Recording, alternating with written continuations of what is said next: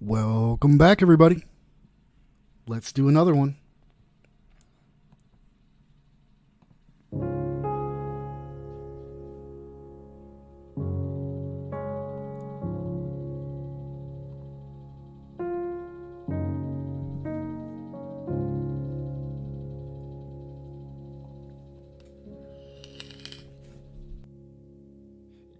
Jesus, you're my heart's first love, and you've been holding on to me. You once were the air I breathed, still my heart to remember. And Jesus, Good morning, everybody. I am wondering, Well, afternoon here. but you're chasing after me. You once gave your life to me, still my soul to remember, still my soul to remember. Your oceans wave without thinking. We'll see if people get notifications anymore on my Your channel mountains rise going without forward. knowing. Your rivers run without need. But spread the news, man. There's a lot to cover. We're going to do that Know today. where they are going. Your lilies spinning so free. Oh, they're happy to be. So teach me this kind of humility. Teach me this kind of humility.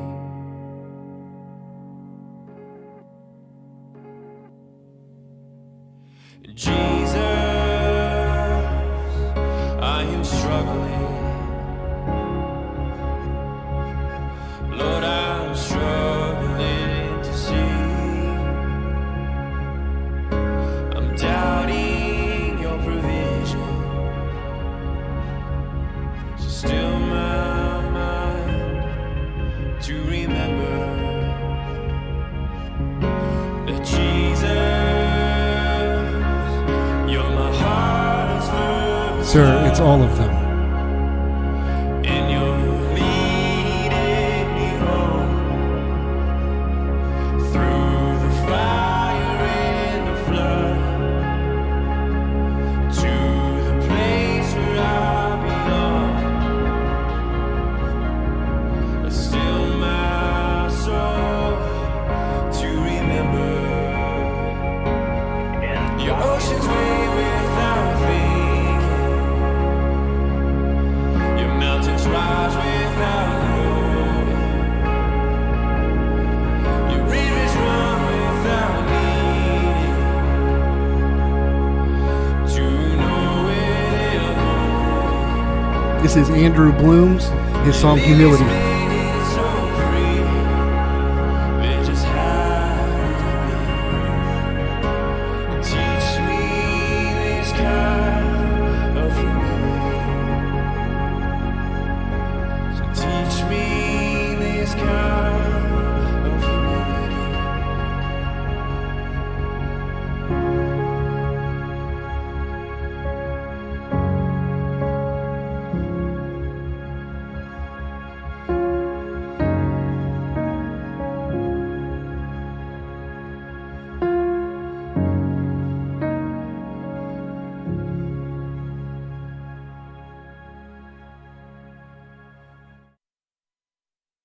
In rock music, you must be an initiated witch, a coven member. That means you're a minister.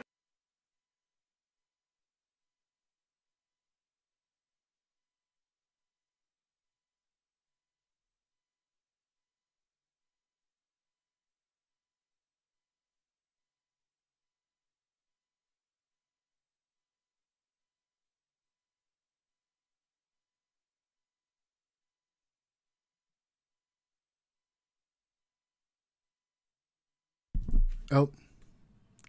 Boy, I'm a mess this morning. So my camera was facing down. Good morning. How's everybody doing?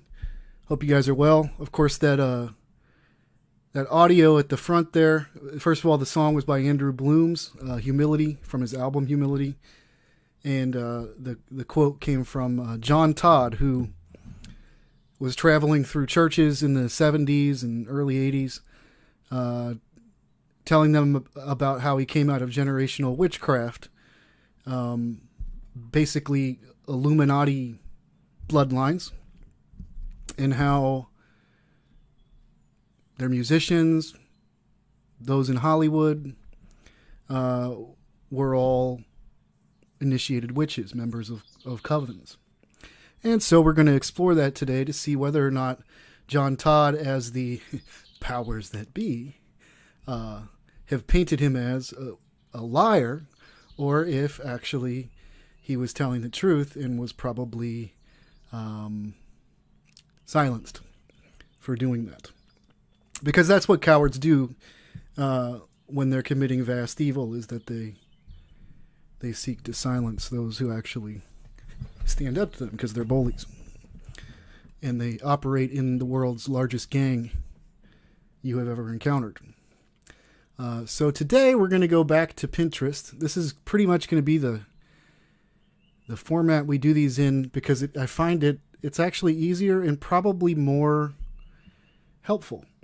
So we're just going to kind of do daily, weekly, however often, just updates all the time. And you can keep pressuring those family members, your friends, to sit down with you for a few of them and just be like, look, man, if you're my friend, if you love me, mom, if you love me, dad, just sit your butt down for an hour or two and watch, please. Because it's kind of important. So I've changed some things over here. We're including the quote on all these from Proverbs 6:12-14. A worthless person, a wicked man, goes about with crooked speech, who winks maliciously with his eye, signals with his feet, and motions with his fingers, who plots evil with deceit in his heart. He always stirs up conflict. Oh, how true the Bible always is. So let's go see who the master masons have been that are added to the list of the usual suspects. David Crosby, Stills, Nash and Young, the Byrds, known as a anti-war activist who really cared about this country. Laurel Canyonite was literally part of a cabal of musicians that dressed the same way, who advocating taking LSD and smoking pot, who literally put a spell on you in the 1960s. His buddy, Papa John Phillips, penned, "If you're going to San Francisco, put a flower in your hair." And the nation's youth fell for it, hook, line, and sinker. So we got David Crosby, Joe Cocker. And there's a reason Joe's in here, because I've got him in other areas too. So when in doubt, Eric Clapton. Eric Clapton is a member of the club. Bobby! Hey, yo. Well, I went to the crossroads and I made a deal a long time ago. I'm still holding up my end. You sure are, sir. If I had to tell you this one, you're deep under the spell. What I'm trying to do here, guys, is to help everyone come to terms with, you can't be there if you're not. And I'm also trying to educate people, because I was missing it myself, that there are so many other symbols that they throw up. Other than just the traditional 666 and the devil horns and the covering of their eyeball and putting their finger to their lips like Harpocrates. And once you see these things that I'm going to show you, you will never be able to look at them again the same, or you shouldn't be able to. And you'll never be able to look at just innocent photographs again, because I have been doing this research for quite a while. I'll fully admit that sometimes I may be slightly hypersensitive to the symbols they throw up. That's because I'm just keeping a watchful eye on what they are. But again, when I notice patterns, that's a red flag that they're doing more than simply a casual pose. And once you learn partly what I'm trying to do with this channel is instruct the other so-called, hopefully truth channels, or I don't even want to use that word, channels that are raising the banner for Christ in these times, trying to sound the alarm for the last remaining who are asleep before everything goes down, essentially. It goes to the highest levels of everything, just so you know. You could call them puppets, you could call them pawns, but really they're just a part of his army, the devil. This is Barry Topin. That's Sir Elton John, of course, his buddy. He's a master mason. Your buddy Billy Joel, remember, I've been playing clips from him. They all are. I can't use quotes from Hollywood in my videos and get around the reality that actually the irony always is that they're one of them. But Billy Joel is a master mason. There he is again, throwing up his gang sign. Sir Rod Stewart. Oh, anyway, you blah, blah, blah. I can't even sing like him. Who are these people?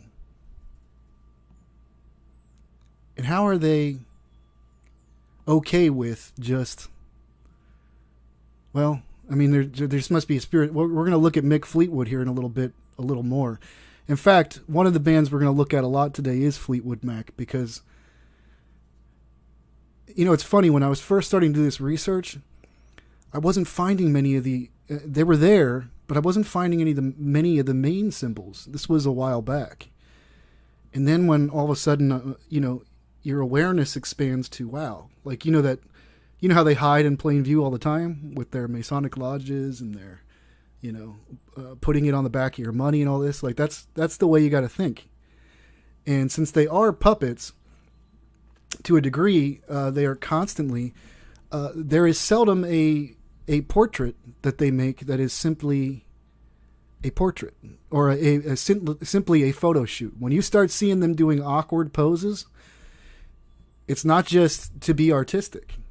And I've been picking up on that and realizing every time I go looking into the matter, it's either an OTO pose or an official Master Mason pose.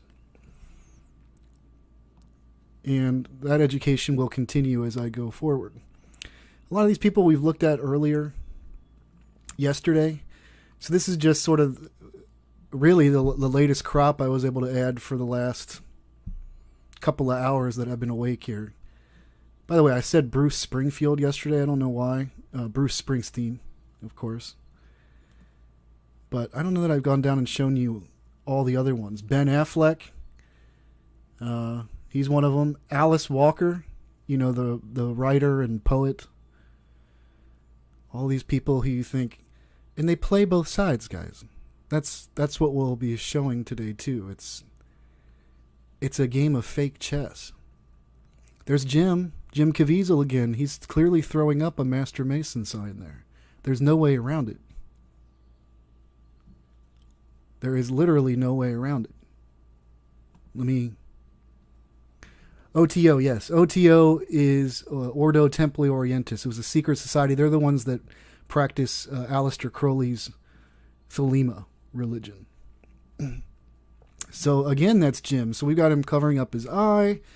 We've got him doing the bizarre chin pose that I still can't quite figure out what it is, but I got another person doing it now. So we got the fourth star that I'll be showing you a little bit later, doing it as well. And then you got that. So it is what it is. Wyclef Jean, who was just over at CERN for some reason, hanging out, which is kind of bizarre, but not when you're living in days which were prophesied, and not when your world is literally run by witches. Lil Wayne. The funny thing is, too, that I always find it endlessly funny that they represent themselves outwardly to the public as these men of great character, charitable, and yet, especially when you're looking at these Hollywood folks, it's like a who's who of like thugs and questionable characters. Ozzy Osbourne, literally, Satanists. That's what we're talking about. I think some of them believe they're just like witches and it's somehow divorced from Satanism. But they have to stop and ask themselves, like, I'm literally a member of the mafia. That's probably not a good thing for the world. But who cares? Give me my money. Give me my paycheck, Satan.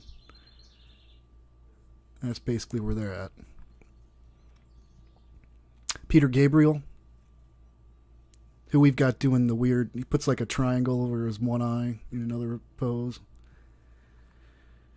They're literally all Eddie Murphy. I can't imitate him either. Okay? Eddie Murphy.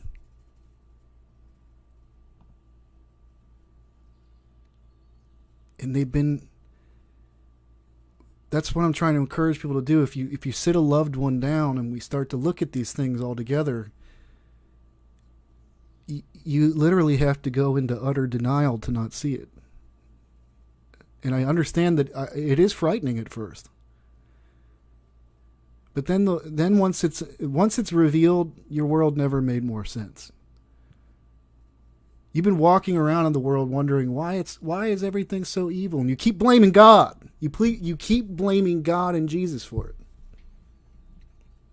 Why doesn't he do anything? Why doesn't he? Because men choose this, as you can see. Don't you want your free will to make the choice? Men choose this. Women choose this.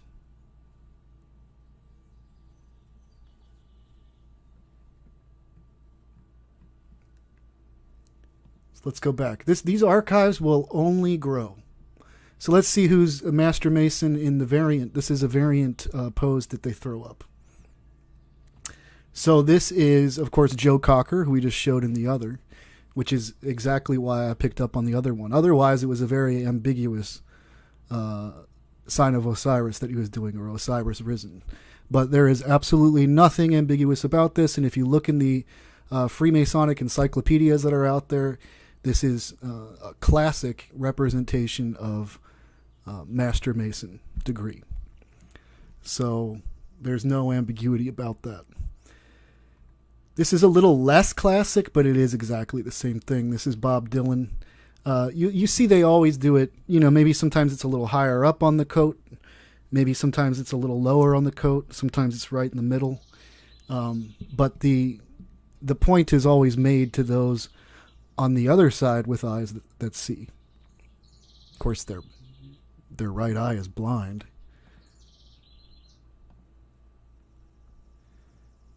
Bernie Taupin again with Sir Elton John. Look at Elton John's hat there as well. Got the skull and bones. That's all skull and bones really is. It's just their universal, their Jolly Roger. Newsflash, there really are no countries, and it's just a giant Jolly Roger game of pirates. In case you didn't know. In case you're just waking up to the nightmare that they've been casting a spell over us with for ages. All that stuff, about you've been hearing about how Jesus isn't real, the Bible is just a fantasy. Well, once your eyes open. I understand though. Some of you don't even believe at this point. You might have even pulled a loved one over to the couch. You're hanging out, you're sitting there watching this, and you don't even believe in Jesus right now. So you're really far from the truth. And just be careful too. I thought about this before.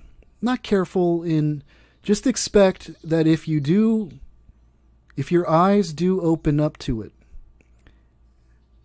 and I realize that this sounds bizarre to you at the moment, there may be some kind of backlash. And it's not something that you actually have to worry too much about. It'll be a spiritual attack that occurs. Don't be surprised if perfect strangers know weird details about your life. Kind of supernatural occurrences begin happening. It's because you're coming out of a spell, and there's very high-powered demonic powers that are keeping a wrap on everything. Okay? And so once you just know that going in, remember what I told you here. If at some point it starts to kick off for you, the more that you go through the process of deprogramming yourself from, it's not even a metaphor, from the witchcraft that has been performed on us in mass, globally, to keep our eyes from seeing the truth, which is Jesus Christ. And so when you go through such a thing, just as a warning, that's who you're going to need to turn to. And you're going to need to get on your knees. You're going to need to repent of your sins. You're going to need to give your life to Jesus Christ. And then you're going to become a member of God's army. Or you're going to be a sellout and go over with them. But this is a time where everything is separating. The world is, as you know, kind of coming apart. And it's not just happening because it's always been that way. If you ask, I was talking to my folks the other night, and they admit it. If you guys talk to the older generations as well, this country is literally unrecognizable to that generation today. Just completely foreign, a foreign landscape. And everybody, that generation is still scrambling to understand what and how this happened. And hopefully this kind of broadcast here will help to give you some ideas, give you some giant clues as to exactly what did happen. Somebody said, no, it's still on the same page. I'm just sort of talking. So this is Rod Stewart here. Rod Stewart's a master mason, of course. Because again, even I'm only doing this because people still doubt. So this is Christine McVie or McVie. She is a member of Fleetwood Mac, and she's a master mason. Here she is again doing a slightly different variation of it, sort of like Bob Dylan was doing it towards the top of his collar. But she's letting other members of the club know, and there's many, many, many of them. And that's how the spell has been kept, because they're literally the very people who tell you what to think. They're the ones who you always listen to on the radios. They're the people you even look up to and aspire to be like. Oh, they cast a spell on you. You can even tell sometimes if you were to come to my channel, or to my Pinterest, and I'm going to go ahead and put the link to my Pinterest in the chat here. Again, just in case, I encourage people to just follow it over time, and over the months and hopefully years of doing this, and the picture will become all the more clear. But you will start to notice when you can see them on your own computer with maybe a larger screen and all that, better resolution, just the duping delight looks on their faces when they do these as well. So here's Stevie Nicks. She is clearly a master mason. I've got her.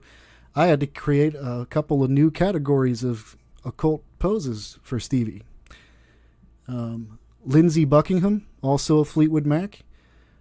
Yet again, another master mason. So it looks like the four main members of Fleetwood Mac are all master. What are the chances of that? What are the statistical odds of that? And then all the other people that I've been showing you. They're pretty much mathematically impossible unless there were an actual conspiracy underway to control you and manipulate you. And again, these are the guys we covered yesterday. I had somebody, I posted this one the other day. They were like, that's photoshopped. No, that's not photoshopped. That's Ringo Starr throwing up a master. They'll throw any shade they possibly can in these end times because they know while the internet has introduced a great evil into our world, that it also opened up a can of worms for them where their historical duping delight, which they enjoyed engaging in over the years, comes to light. And they continue doing it as well because they're arrogant, prideful. I don't know why they didn't. There's nothing they really earned. It's not because of being men and women of great morality, as they report. There's nobody. That's not me dissing them. I'm just reminding everyone that the Bible says we're filthy as rags. It's probably why they go to Satan, is because they can't handle that truth. Let's see who the Hidden Hand Club is. How about that? On the list is Joe Cocker again. So you got Joe Cocker throwing up all three. Gee, I wonder if he's a master mason or not. Wonder if he's a witch. After all, they call it the craft. And you Blue Lodge members in the first 3 degrees, that's correct. I know. Right now you're even shaking your head. And that's because you went 3 degrees into this of witchcraft initiation already. And even though you may even in your mind think you're a Christian, you are under a vast delusion.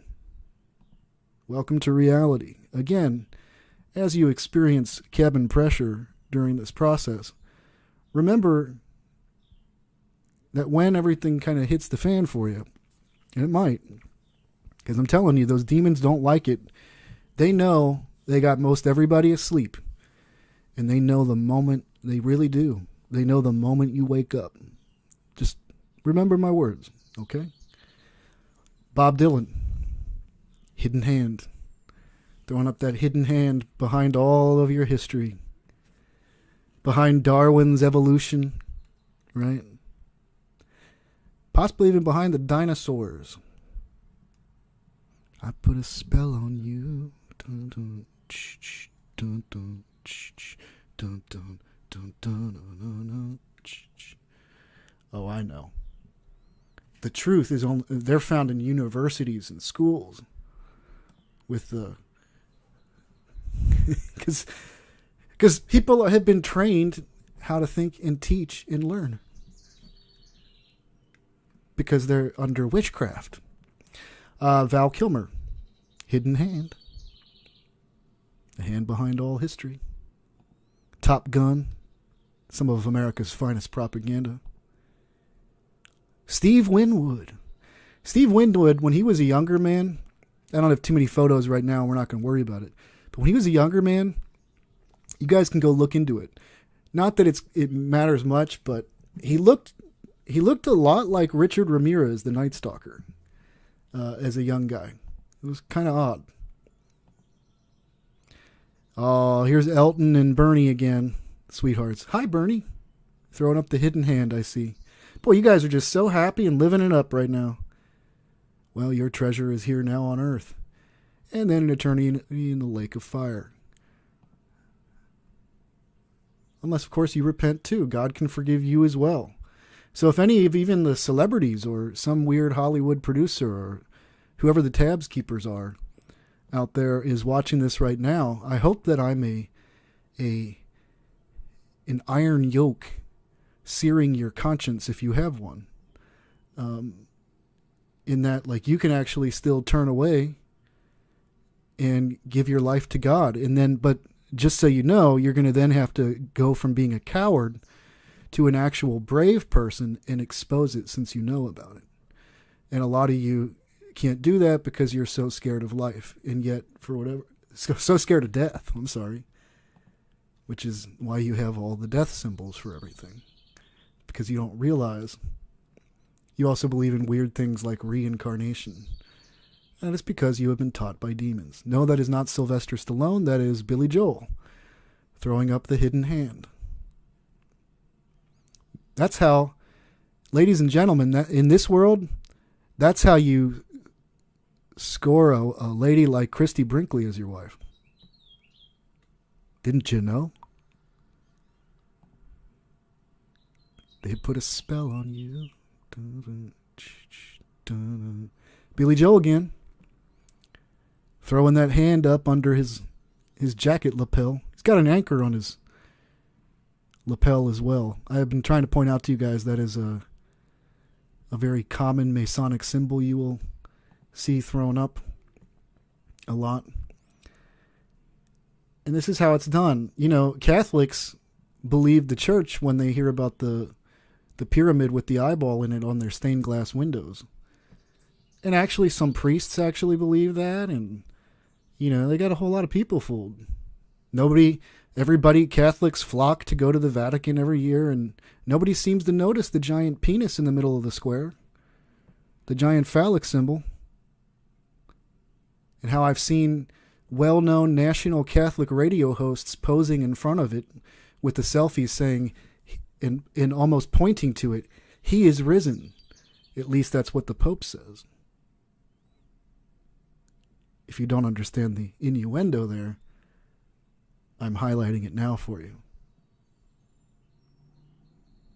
Don Henley.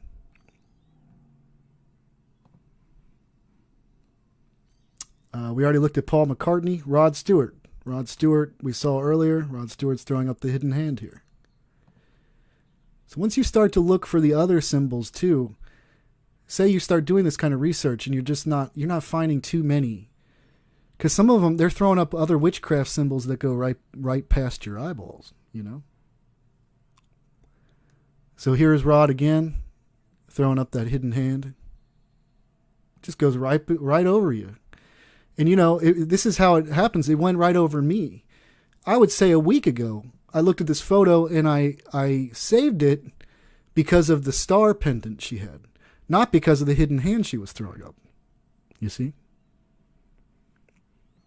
And the star is when you see a 5-pointed star, it's a pentagram. When you see a 6-pointed star, it's a hexagram. And these are occult, mystical symbols that they use in their magical rituals. Prince, who everybody continues telling and telling this stupid, silly tale, and I don't know if they're just meddlers in these communities who are trying to keep people confused about the truth. Probably there's a lot of that going on. But Prince is, again, probably one of the more, if they're not only in Hollywood, and when I say Hollywood, it's movies and music is what I'm talking about, and I'm talking globally too. But if they're like your household name, the classics, it's a done deal. It's over, done, settled. That's exactly what they are. So he's throwing up the hidden hand, and then I don't know if you can see that or not, but his ring on his hand is an eyeball. Here is Don Henley again, Hotel California. And again, this is according to research of Fritz Springmeier. So take things he says with a grain of salt, because we have him throwing up the sign of penalty that the Masons throw up.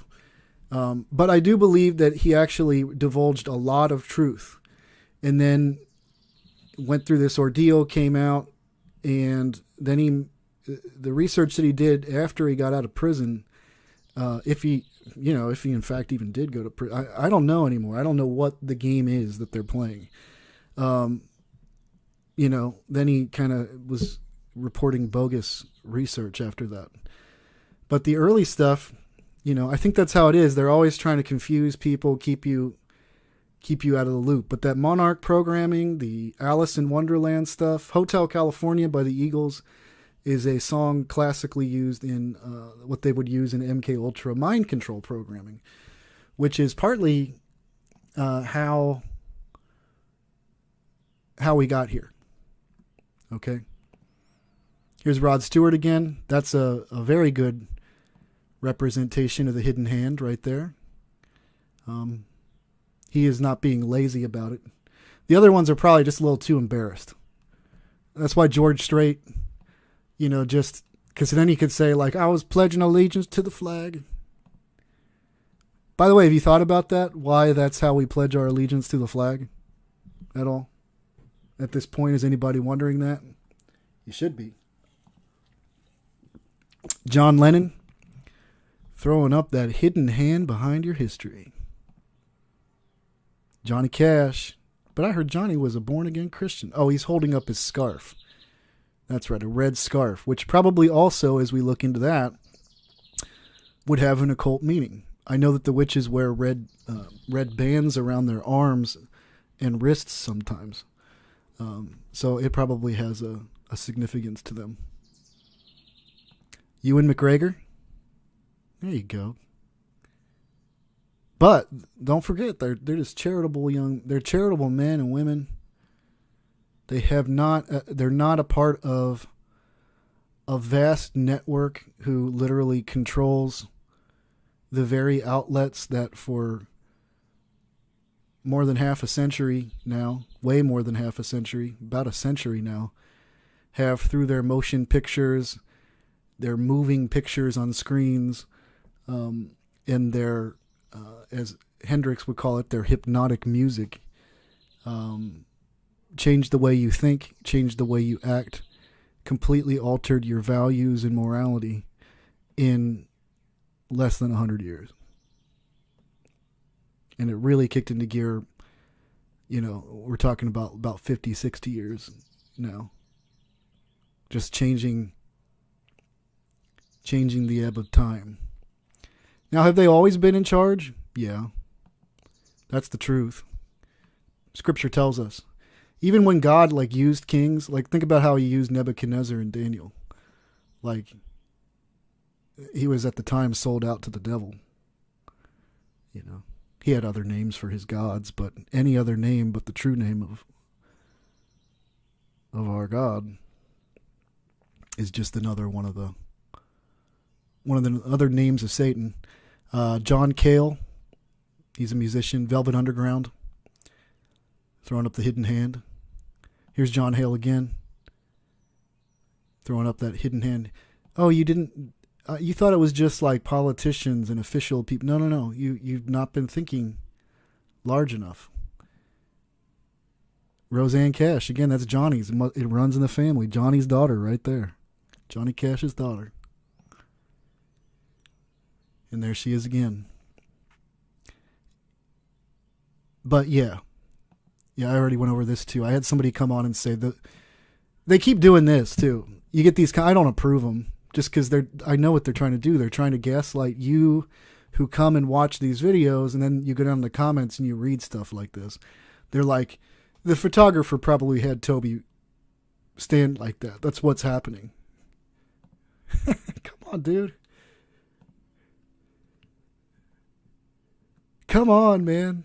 All right, let's go a little further into the vessel chalice that we've been exploring. We got 2 new members of the Chalice Club. That's just the moniker I'm giving it at this point. Some look more Crowley-esque than others. Mick Fleetwood here is channeling Crowley really well here. Mick Fleetwood, of course, of Fleetwood Mac, throwing it up. Elton John, of course, Sir Elton John, who we saw throwing up all the familiar gang signs. And you start, again, like I said, as you go through this process, because that's what we're going through. We're going through a process of training as God's army into what their signs and symbols are, because we've been looking past them for far too long. And we just think a magazine cover is just a funny magazine cover. Or, oh, look, they're so different. That's how they cast their spell. This is part of how they cast your spell on you. But once you see it, it no longer has a power. I'm trying to help people understand that. It had this entrancing power because we were asleep. We were just asleep all around, you know? And we thought this is just art, and it's just artsy, and that's why they're so different, and they're on the cutting edge of your fashion, and they're always so different. You know, here's some more new penalty signs that we've been going over. Again, I want to remind you, that's Illuminati researcher Fritz Springmeier, who you're going to have to use your discernment in reading his works. Let's just keep that real. Use your discernment. There is truth in it. The enemy sometimes tells the truth. You hear the musicians themselves drop you quotes all the time where if you're paying attention, you understand what they're talking about. Here's Stevie Nicks. There's a penalty to pay. Don't you dare talk about what we witches do. Hey, I wonder if American Horror, that series, is like real life or just a show that they do. I don't know. It's hard to know. It's difficult for me to process. Stevie Nicks again. That is not a Harpocrates, but that is definitely, from my best estimation, that is another version of the penalty sign that they do. Here is Christine McVie, who we saw doing the variant Master Mason pose many times, doing it here. Again, this is where you do your research, too. I've been trying to tell you guys this. So if you guys are out there making videos yourselves, if you got a good, big following here on YouTube with the channel and stuff, start broadening your scope of research because, you know, we keep focusing on like the Miley Cyrus. That's what I see a lot out there anyway. We keep focusing on the obvious ones, right? The folks that are just falling apart at the seams because this is the generation that raised them. On that matter, John Todd talks about, well, let me find the quote from him here so you guys can hear it. Because I want him to just sort of tell you for yourself. Here you go. In witchcraft, the children are the property of the craft and not of the parents. They are raised by all the witches in the craft. From the moment the child is 5 years old, he's considered an adult, and he's treated like an adult. As they do these things, they break down all the barriers holding the devil back. And just literally, they become a human chalice. They fill up with demons. And that's frightening. Now, go back. Let's rewind real quick and go back to the 1960s. Do you remember the style of living that the hippies were advocating at all? It was a commune-style living where we all live together in communities and raise our kids together and do all that. What do you think that was? Right? These were witches. They just came out. They burst out on the scene, man. And they also knew if you were, let's put it this way.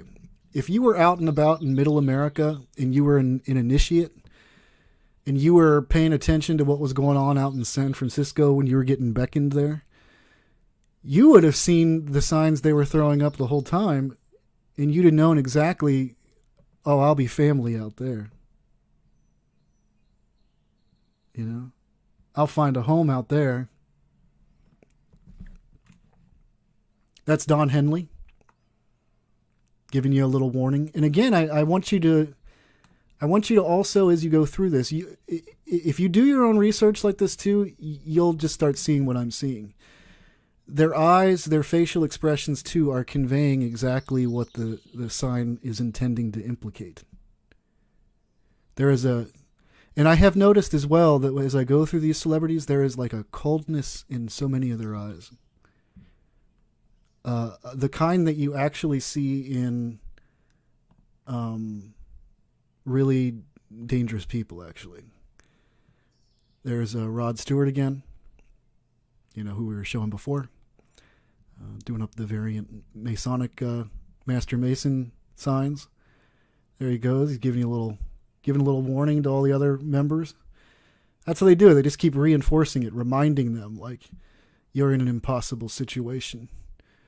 Yes, we jumped you in at a young age, and all throughout your life you have crises of conscience, not sure what to do. But just remember. See, and I don't know if it'll matter or not, but like, I'm not an initiate. I'm not violating any oath. I didn't take any with them. I was just given eyes that see by a force they either don't believe in or that they're in complete rebellion against. There's Elton John again, Sir Elton, letting you know there's a penalty to pay. Meanwhile, he's married to a man and they're raising two young boys. Two young adopted boys. Don't forget, that's normal too. That's totally cool. Transgendered men can race against women in track meets. Now, just don't forget, it's all completely normal. Stay asleep. Don't wake up. Don't you dare wake up and find Jesus.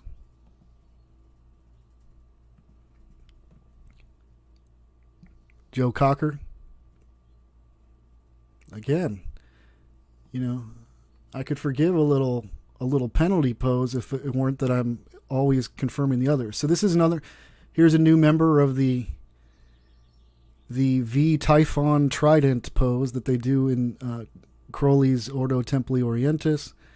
That's Mick Fleetwood of Fleetwood Mac, right there. Now, of course, they always have to, when they're doing things. They don't always have to. Some just throw it right out there at you. But a lot of times they'll use props and such to sort of hopefully mask it a little bit more, that it make it so obvious that they're doing something underhanded there.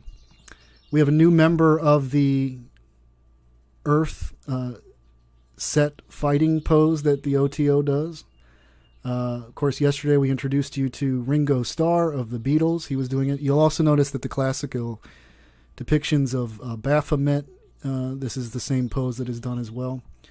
Well, you have Laurel Canyonite and member of 3 elite family, ancient American bloodlines, David Crosby of Crosby, Stills and Nash and Young and the Byrds, as we went over, who also was one of the musicians behind starting the whole Laurel Canyon scene in the 1960s. Here he is doing the exact same pose.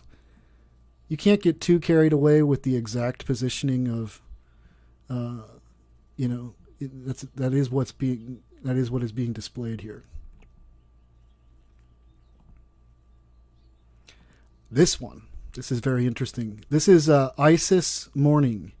They're basically creating. This is Stevie Nicks of Fleetwood Mac again. Let's see if I can fix my screen a little bit so you guys can see the whole of it. So this is Stevie Nicks of Fleetwood Mac. She's basically making a swastika symbol. That's why the Process Church probably utilizes the swastika. That's why it's always been like this ancient symbol too. It's not about Hitler just adopted it from the Buddhists and all this. Like, you're not understanding.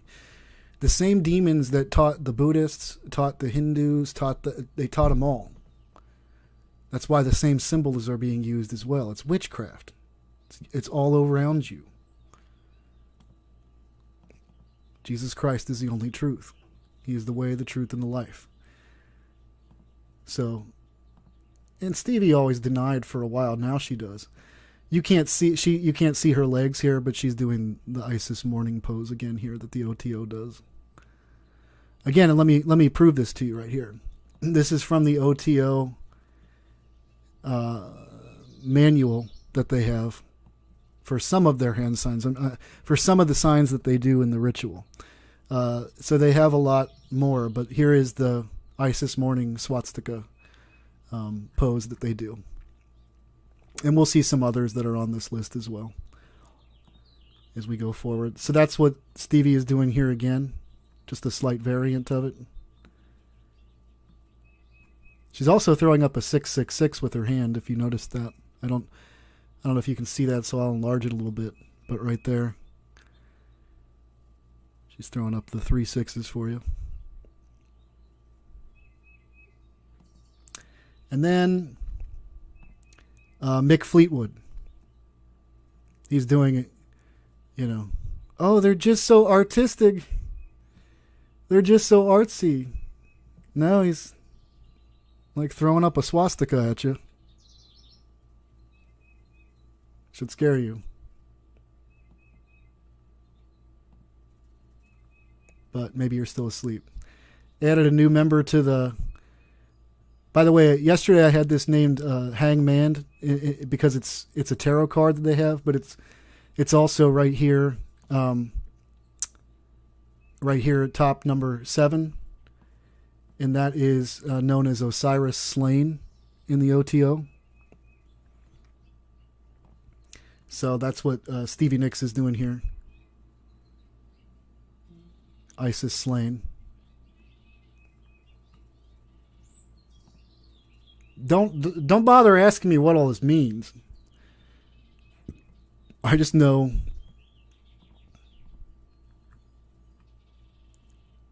And then where's the... Okay, this is the variant of it. Yeah. So here, well, no, that's not the right one. Where did I find that image? Oh, let me look here at the image again for a second. LVX signs. Okay. So bear with me.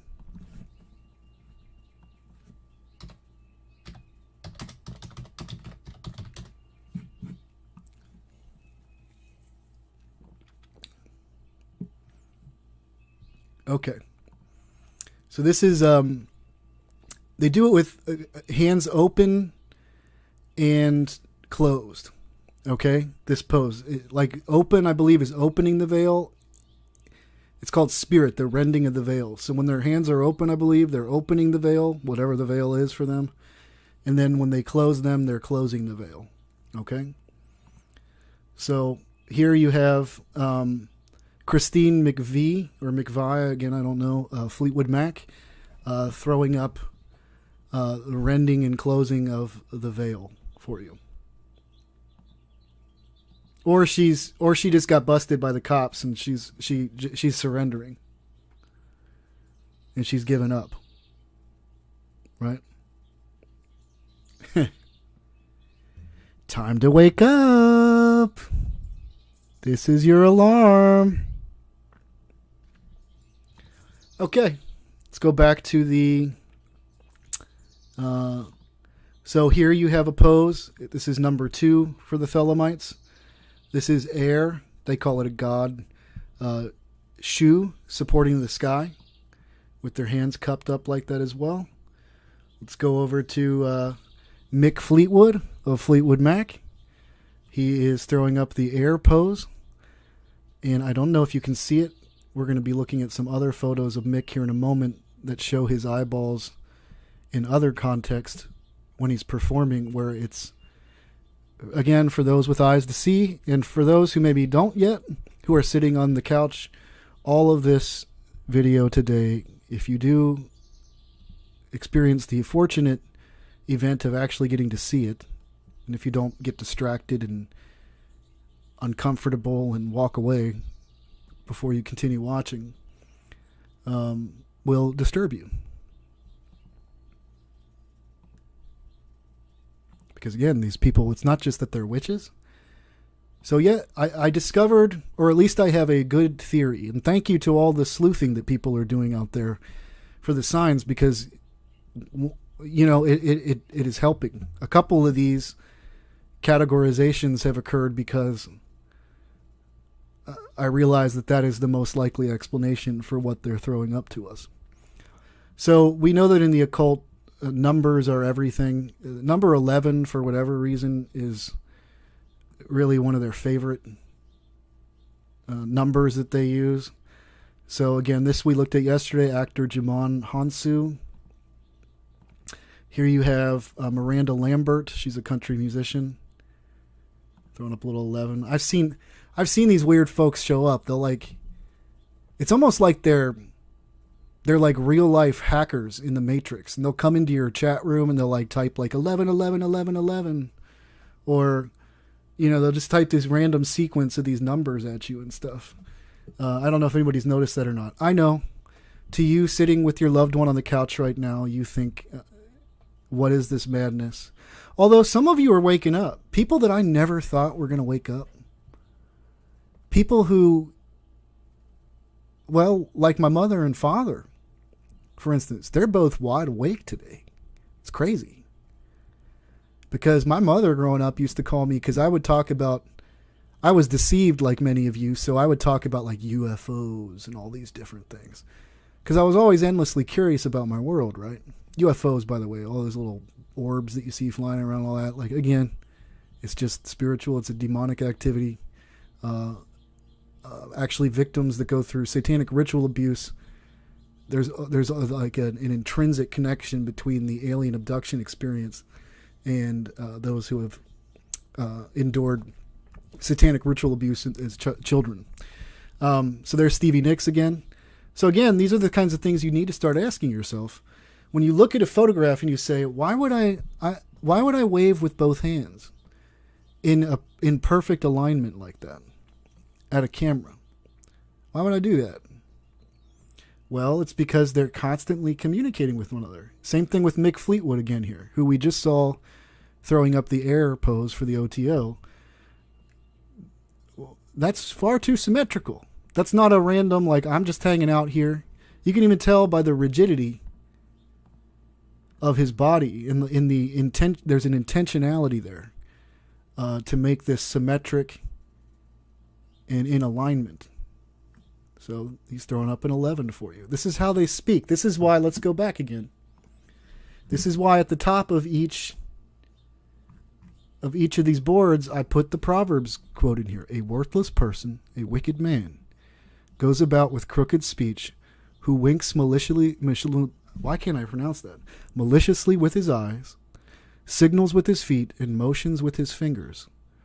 Who plots evil with deceit in his heart, he always stirs up conflict. It seems to me that the writer of this proverb knew very well the tools and tricks of those witches, because they've been with us for a very long time. Who else? We got any new members? Here's a new category I've started.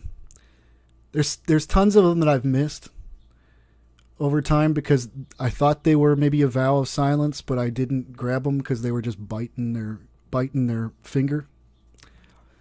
But I've noticed too, since they're not just biting their finger, it's like an industry-wide thing that they're doing. Lindsey Buckingham biting his finger here, so no doubt it has some occult. Lindsey Buckingham of Fleetwood Mac, of course. Here's Stevie doing the same thing with a far-off look in her eyes.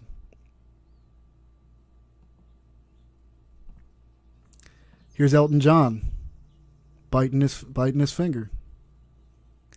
Now, I would say in the last day or two since I widened the scope of what I'm looking for, I had been seeing that probably on most of the people that I was looking into. I just simply didn't archive them or save them at the time because,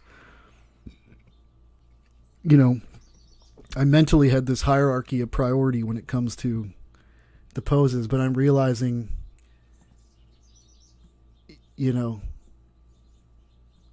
how they're constantly doing this. So again, we've added a new member of the unknown weird. We have Leonard Cohen throwing this pose up here. Leonard Cohen talked in an interview about how his life aspiration was to be a good Mason, good Freemason.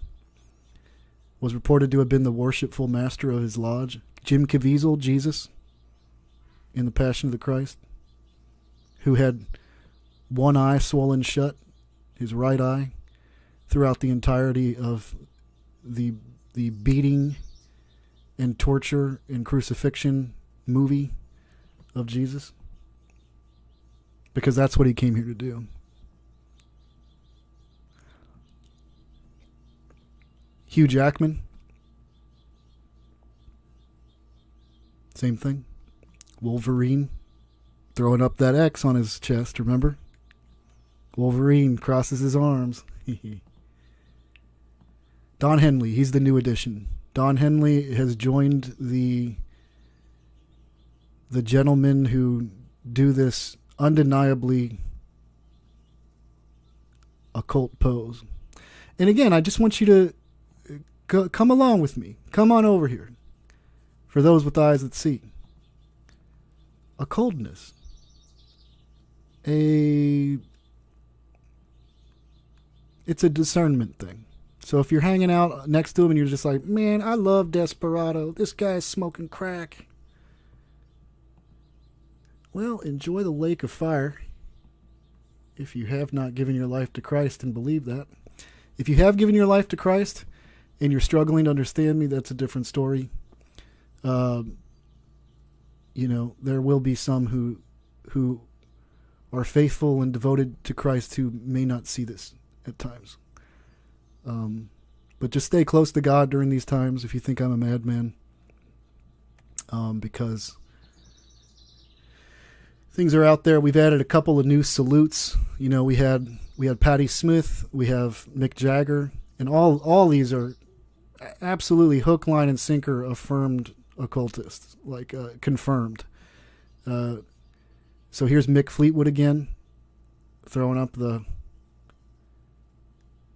salute to us, because I'm sure he's a patriot. I guess he's a big patriot. Bob Dylan. Now we can add Bob Dylan to the list of the salutes. There he is again. Did you serve in the military, Bob? What's going on? I don't understand what's... Somehow I think you're saluting another army, another mission. Well, actually the two are pretty conjoined. So this unknown pose right here continues to grow with the cast of characters. So we've added 3 new members to the club. And again, maybe tomorrow or the next day, we're going to do a next video and we're going to go through and we're just going to keep... That's how we're going to do this. And we're just going to keep showing like how the list just keeps growing and growing. So I've already shown you, this is the singer of the Cranberries throwing up the pose. Here's Tori Amos. This is Joan Armatrading, I think is how you pronounce her name. This is, what's his name again? Paul Weller. I think Paul was in the Velvet Underground, if I'm correct about that. Marshall Crenshaw. There. Kathy Mattia, she's a country music star, throwing up the exact same sign. Bruce Springsteen. So now we have added Don Henley to the club. You have, based on everything else I've seen of Sir Rod Stewart, I'm pretty confident of putting this in here. Even though that would not be the card I start my play with. And then this over here is Jeff Beck, and he's hanging out with Bill Wyman of the Rolling Stones, Eric Clapton, and Steve Winwood, of course, because they're just all, it's all a coven. It's a secret society. You don't have access to these people. They're above you. You don't get to go hang out with these cool, special, important people. They're too good for that. They're too a part of the Illuminatus to hang out with you mere simpletons. And by the way, if you really knew them, thank goodness.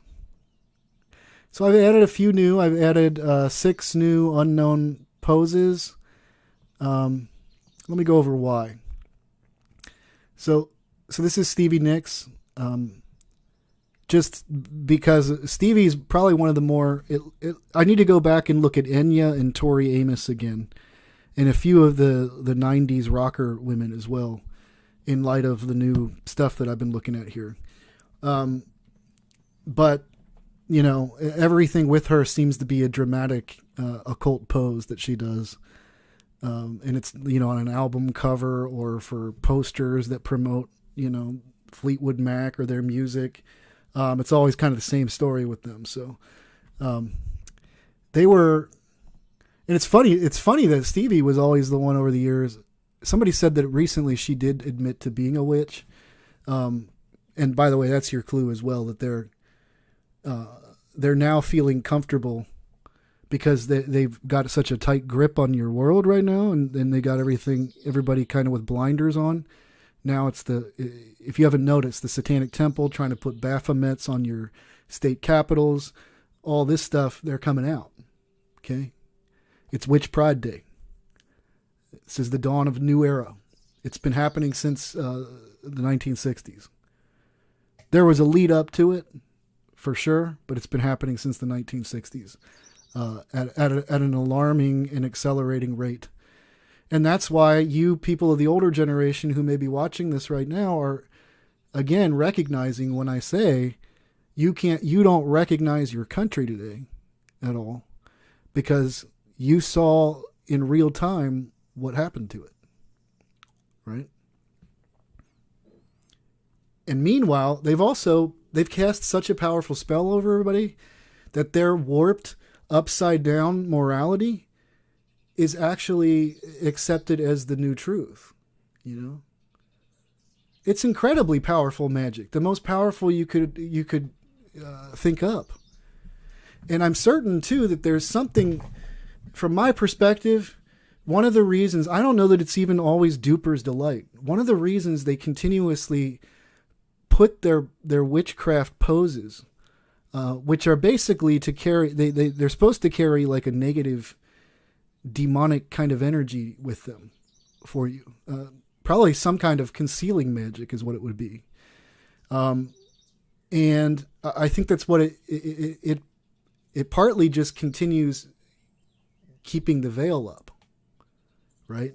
It continues to cast blindness upon people. And it's genius, really. Like, your enemy has hidden right next door with a smile and in plain view. So this is one, you know, technically it's kind of a one eye, but I'm noticing when they're doing these like V formations with things too, like they need a special category, and we need to better understand what they are. Not for esoteric purposes. Do not get me wrong. Just simply for educational purposes, for people to actually, you know, as I keep saying, it's, you know, wake up finally, to please come out of your sleep. Please. There couldn't be more on the line for you. It's not about this world. This world's already, it's actually hopeless. I don't mean that in terms of, you know, I believe in God and he's going to do anything, but like the end times are going to come.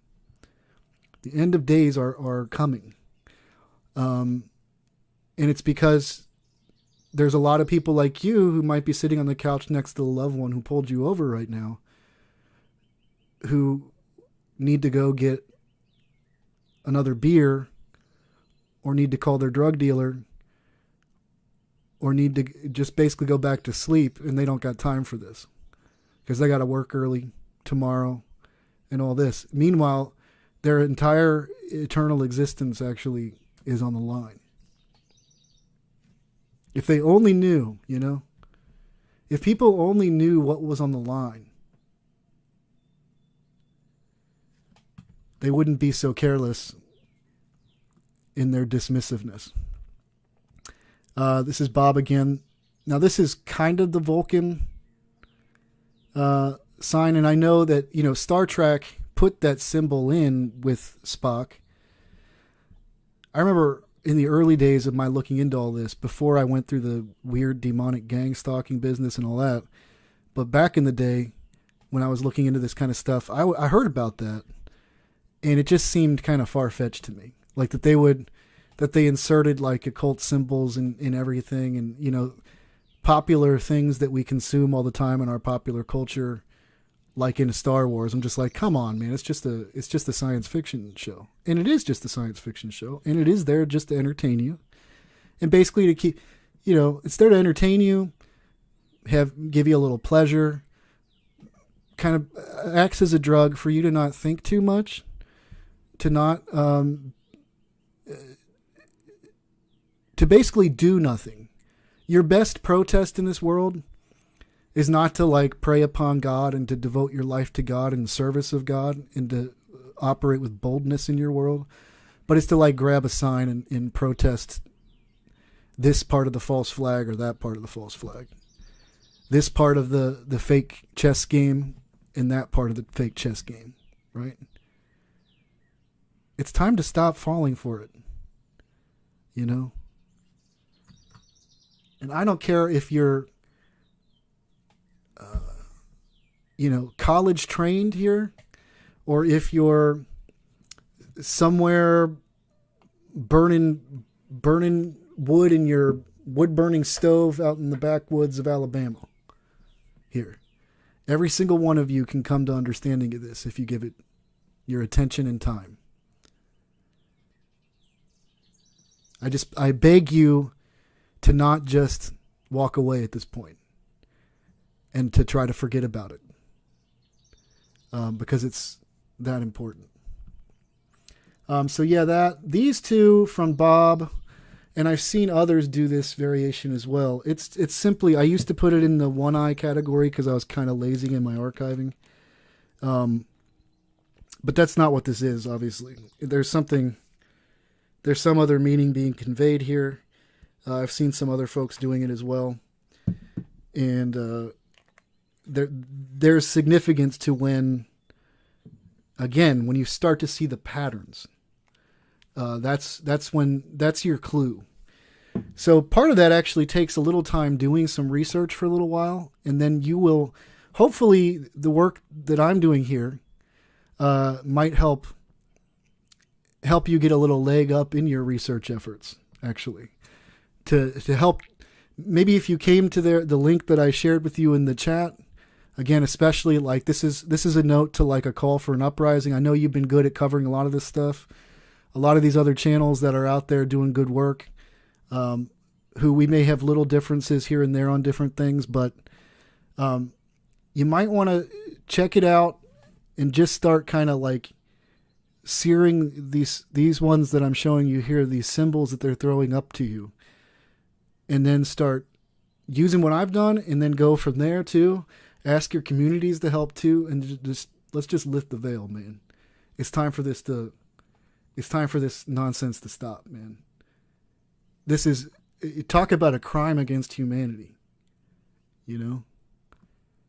And the funny thing is, these guys, here, I just want to show you the most ironic quote.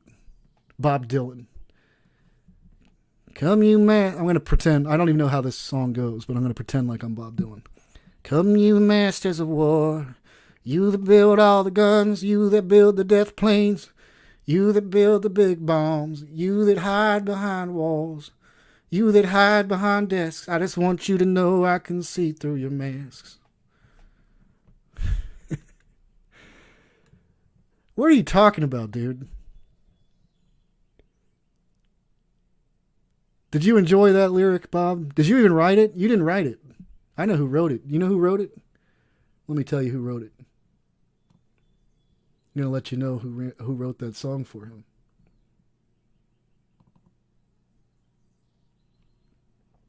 Rock musicians get their music while on drugs or from spirit guides, which are demons. That's exactly correct. Because these individuals are checked out. Because when you go to the crossroads, you got to go through some rituals. When you go through those rituals, let me show you what happens. Let me show you what happens when you go through those rituals. Remember Mick Fleetwood we were talking about, where I told you we're going to go see his eyes in a little bit? Well, oh, you'll be able to play some drums, all right. Oh, you'll be able to cast a spell on everybody. Will want to just come right to your music. There's Mick playing the drums. Let's enlarge that. Would you let him? If that, let me ask you a question. If you didn't know that was Mick Fleetwood, okay, of Fleetwood Mac, maybe it's some musician icon that you love. If that man was knocking at your door in the evening, asking to use your telephone, would you let this individual in or not? Is the question I'm asking you. All right, let us continue. Here is Mick Fleetwood again. I wonder if Mick has been playing around. Oops, wrong one. I wonder if he's been playing around with Crowley's sex magic and rituals a little too much. You know, might be overdoing the Thelemite rituals there. Mick seems to be consuming you. If I would.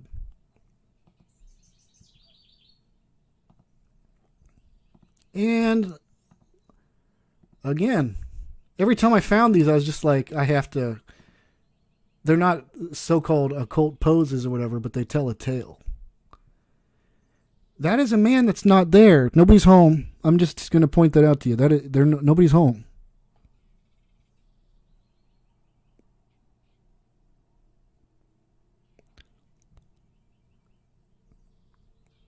I'm just hanging out here. We're just going to stare at this for a moment. All right? We're just going to let Mick Fleetwood stare at us with those eyes for a little bit and allow the discernment checks to occur for all of us.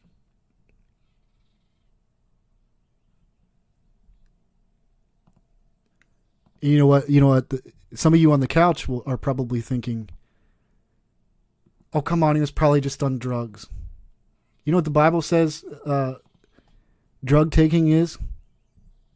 You know what God, the Most High God, who has power over all the demonic forces, who can send them to the abyss whenever?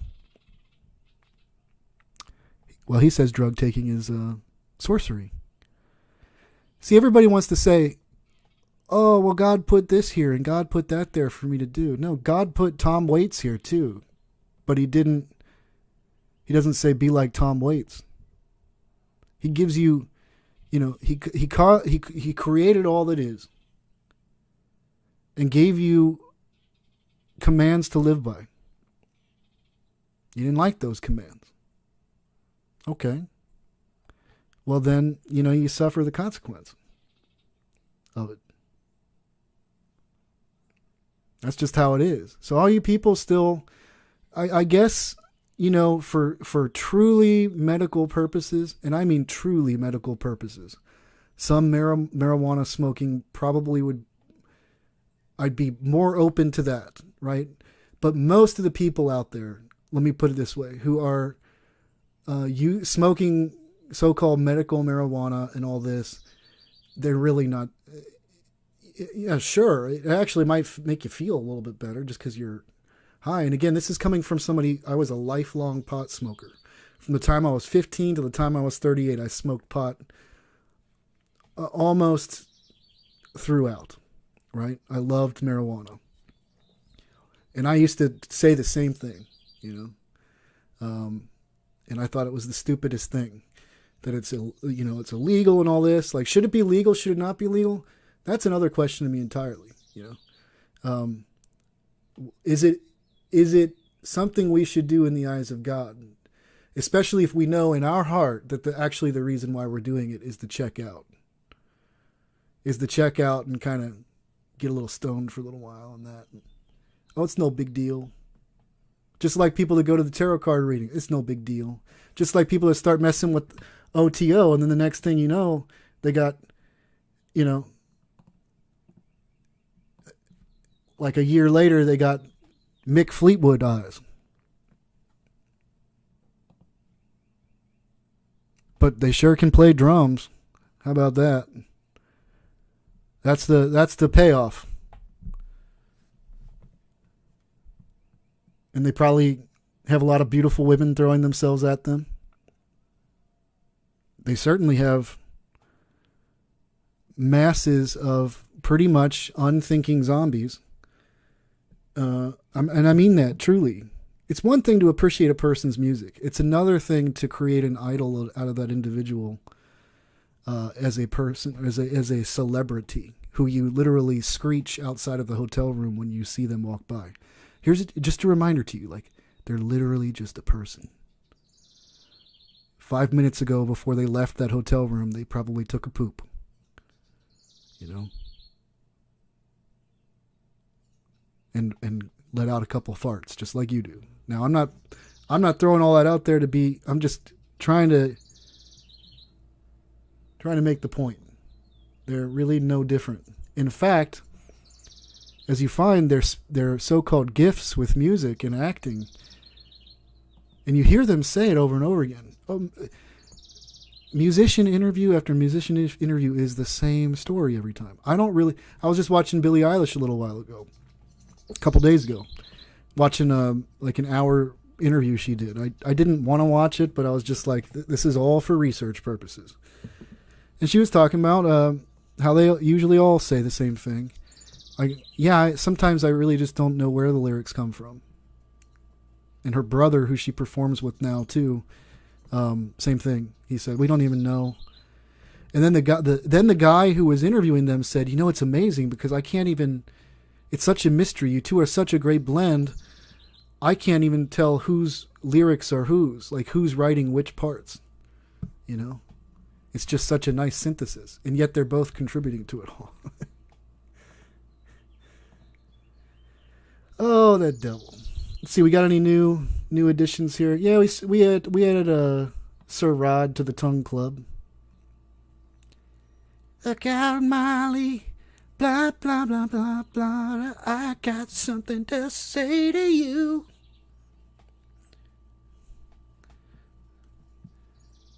Let me show you a little bit, too, before we go on. I want to show you a little bit about their fashion. These are other things you may or may not have picked up on, right, over time.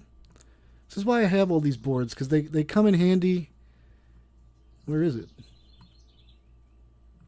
There we go. They come in handy at times for you to stop checking out and looking past it all. Again, once your eyes open up to it, you literally will start to see it as a pattern again. A consistent theme.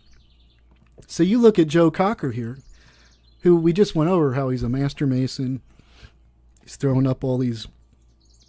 As a matter of fact, in the one he's throwing up some pretty intricate, seemingly more rare. It's like having the rare Mickey Mantle card of occult poses that he's throwing up with Jim Caviezel, Leonard Cohen, and Hugh Jackman that we were looking at. But he's wearing this.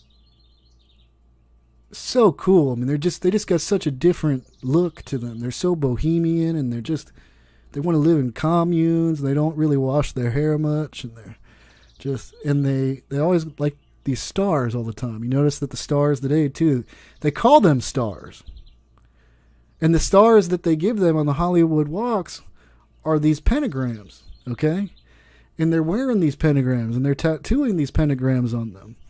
So that 5-pointed star is a symbol for the devil, ladies and gentlemen. It's hidden. It's always been in plain view for you. It's on your American flag. Because, by the way, again, the same gentlemen and ladies club, they finally just started letting women more and more in, because it's just like, hey, man, if we're going to take over like this, we're going to need everything. We're going to need all of it. All that witchcraft.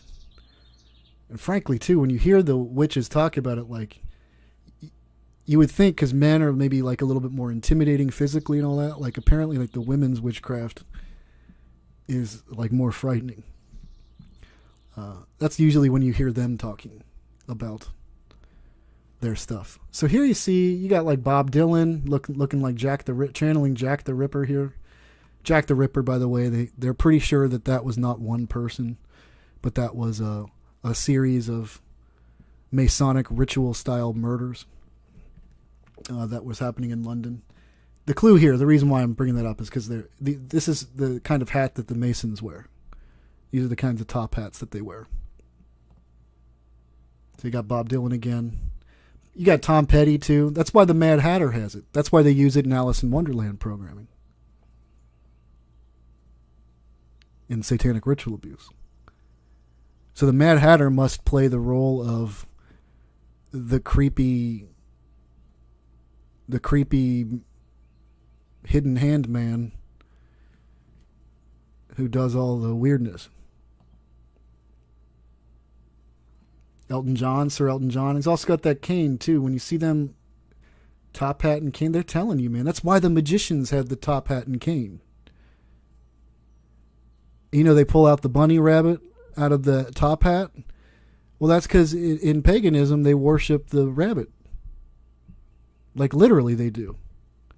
As a matter of fact, I'm pretty convinced at this point that they all strangely put, like, rabbit heads on and, like, dress as rabbits when they have their orgies. Sometimes.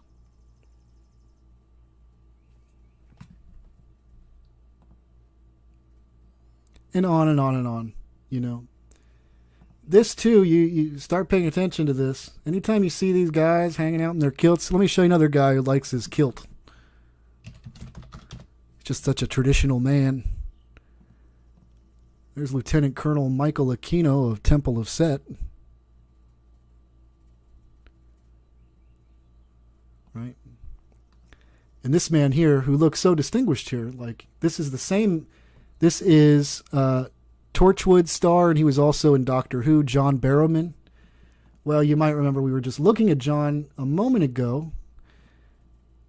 And let's bring him back up again. I want to remind you that same man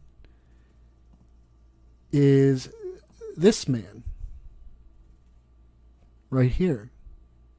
Totally a normal man. Grown up adult male.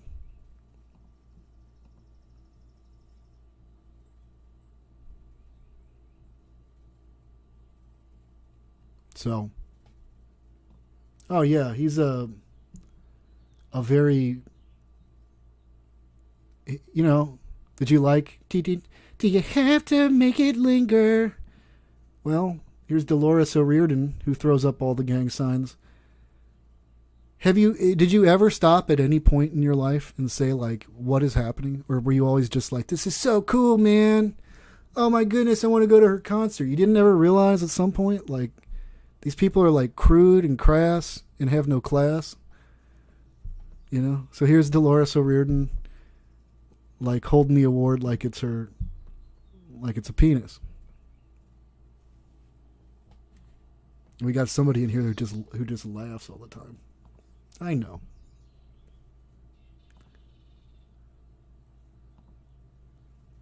I know, it's so funny, right? Also, start paying attention to, you know, I'm kind of like deep buried in this research right now, so I have certain things I look out for, is basically the way it is.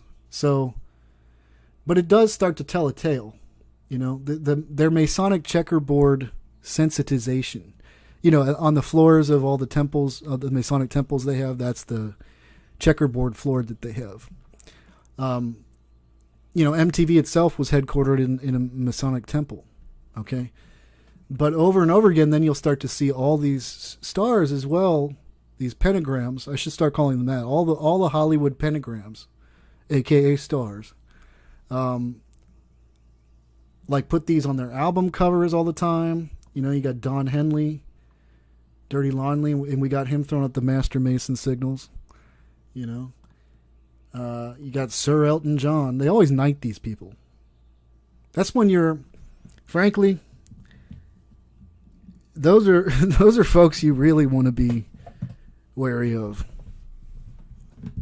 When you advance in a club like this, that's not, for those of us out here outside of that world, that's not a good indication. Because again, these are people that invert reality, literally. And so they're, and they look at how well they've done it. You got to give them, I don't know that credit's the right way, because actually these flesh and blood men and women could never carry this out on their own. In fact, you got like Flea talking in interviews with River Flea. Let me play that again for you guys, just in case there's the person on the couch next to the loved one right now. It's kind of like this. This is who ensures that everybody loves them and adores them and listens to them. It'll be hard for me and you to talk about theory since neither of us know a damn thing about it. Right, which is why it's good that I should be interviewing you on this occasion. Yeah, but see, we know about a lot more other cosmic things that are floating around in the universe and in this very room today, things that are circling around that hopefully we'll be able to be vehicles for these things and let them come pouring through our nostrils. Over and over, the story is the same. Real quick, I'm going to play you another clip, but here's Flea covering up his eyeball for you. Here's Flea. He's got that Krampus. By the way, that's how you always know that they're pagan, that they're from the other side of things. And they always dress it up too, like, oh, it's just a fun way to have, this is kind of our own Christmas, and don't judge it, and don't do this. Like, you don't want to know, dude. You just don't want to know. So there he is again. Here he is with his daughter, looking like he would fit right in next to Mick Fleetwood, to me. It looks like all that breathing those things in through his nostrils, as he talked about, has really worked. It's really paid off pretty well for him. In fact, while we're here, because I got some time, you got some time, I haven't really looked into Flea with this new method of research. That's when you know you're big, by the way, is like if I look up Flea and there's like, for that name, yeah, I might have to.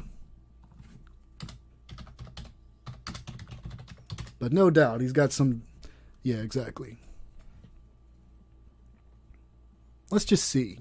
Maybe we'll just open up like the Red Hot Chili Peppers in general, but I'd rather to get one just devoted to Flea. Oh, here he is. Let's take a look right here. Doesn't take long, ladies and gentlemen. So there's Flea covering up his eyeball for you. And Anthony, look at them. They both know exactly what they're doing. Completely intentional. They're constantly putting this stuff up in your face. Do you have eyes that see? Or are you still blind?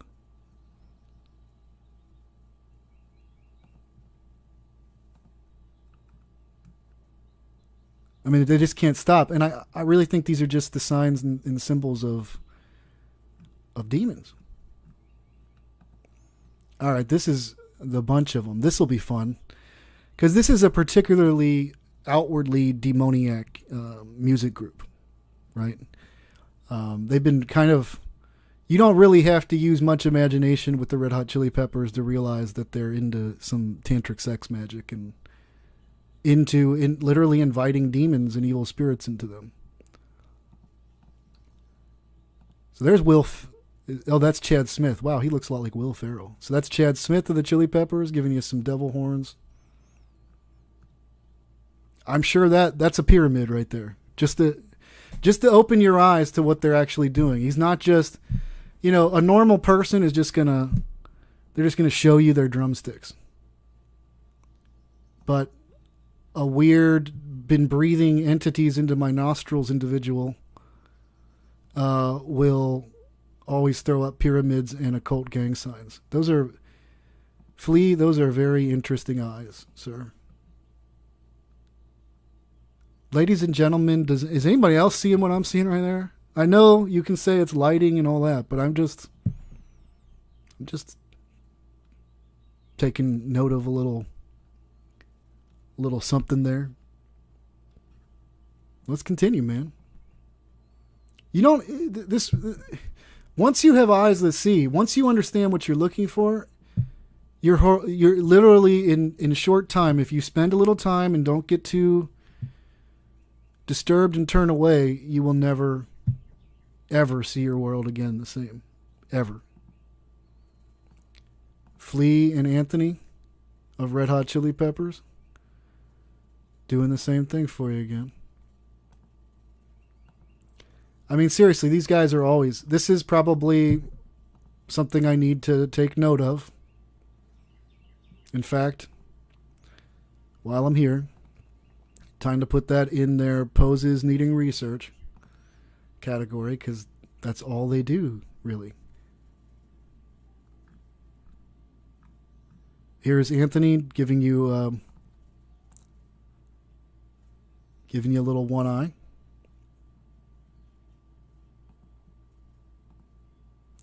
These are, it's a disturbing world that you wake up to. And it's not a, I agree with you. It's simply not pleasant to recognize. It's not fun because you then realize that in very short order after you realize this, you realize, and I pray this is true for everyone who may, as a result of this video and others, wake up a bit, that your entire world, like it's been all around you, the spell, the entire time. All your favorite everything. And again, our purpose here on earth is to serve and love God. That's it. And so you always know where the devil is when it's something that takes you away from that. You always know that his hand's there.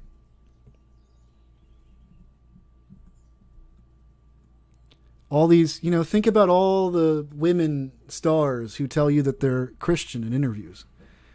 And then look how they'll pose with revealing outfits for the photo shoots for people.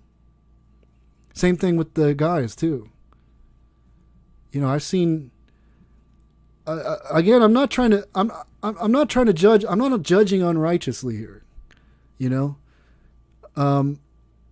I've seen him posing with his shirt off. Trying to be looking sexy for some photo shoots and stuff. And everybody wants to say like these people are all heroes of them. Like you literally couldn't participate in this system if you were born again. You just couldn't do it. You couldn't last in Hollywood. You just wouldn't. There's no way you could put it up with it without screaming about it. Scream at the top of your lungs about it. That's when you won't get work again. Not when you make a now in retrospect, in my eyes, a questionable movie about Christ, which there was an opportunity there in the Passion of the Christ to tell the world what Jesus teaches. And instead, it starts a conversation about how the Jews are being blamed for killing Jesus. And it's basically a film showing the torture and crucifixion of Jesus Christ. Which is, sure, it's part of the reality of the gospel, but it's not a, actually the most important acts of Jesus were his resurrection. It's true, it's his death, burial, and resurrection. But the resurrection and his teachings, his gospel, which you would not. You watch the Passion of the Christ, you don't get any of that. You just watch hours of Jesus getting beaten and tortured. I'm just pointing that out to you.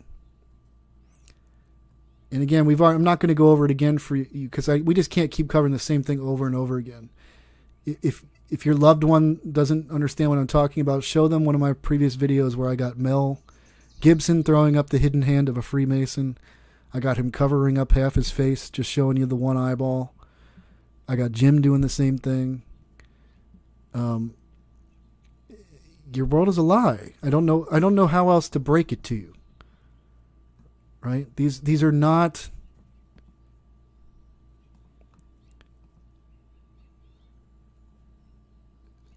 And I can say this, like they're not good people.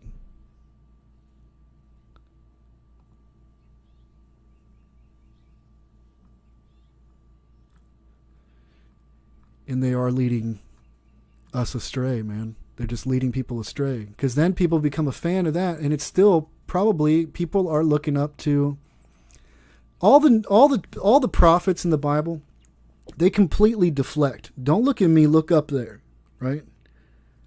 I'm not the point here, right? Don't look at me, see the Most High God, see Jesus. I'm just a servant. I'm a slave for Christ. That's it. Right? And yet, oh man, it's just, that's where there's these strongholds, is that people just can't,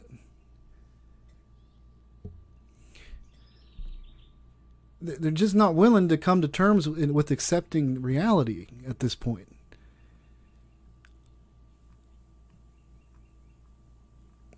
Again, I see this over and over again, the hand on the chest thing. It must be one of their... So that's not one I'm going to start focusing it on, because it's just... I'm sure it's out there somewhere. Hey, man, if somebody has done any research on that, let us know, because I'd be interested to see. But I see them all doing it. Johnny Cash, Leonard Cohen. We just see Anthony doing it there. Bob Dylan. There you go. I wonder if that's John Frusciante, who also... Do I got something from him on here? Did I save that, or I don't know that I did. I did. So that's John Frusciante. I wonder if he has messed around with demons or anything at all. Let's see. Everybody dies. I don't think it's that big of a deal. For instance, in River's case, I think it's more of a shame that he was born than he died. Because he didn't like this life, he didn't like this place, and he's in a better place now. I heard ghosts on the whole record, and I'd always say, "Don't you hear those ghosts? Listen." And Flea would go, "John, not everybody hears them, just we hear them." Let me play that one more time. I heard ghosts on the whole record, and I'd always say, "Don't you hear those ghosts? Listen." And Flea would go, "John, not everybody hears them, just we hear them." And there you go. Same guy is making a sexual innuendo again with the V. That peace sign, we're going to have to stop not pushing on that. Because once you realize that they're all witches, and that the entire 1960s was like a witchcraft psyop on the world, it puts the whole peace symbol, which we now, anybody who looks into the matter, it's historically been a witchcraft rune, and it was an anti-Christian one. It was depicting a crucifixion, an inverted crucifixion. And actually Peter, the apostle Peter, was crucified in exactly that manner according to early church records. Or according to early church writers.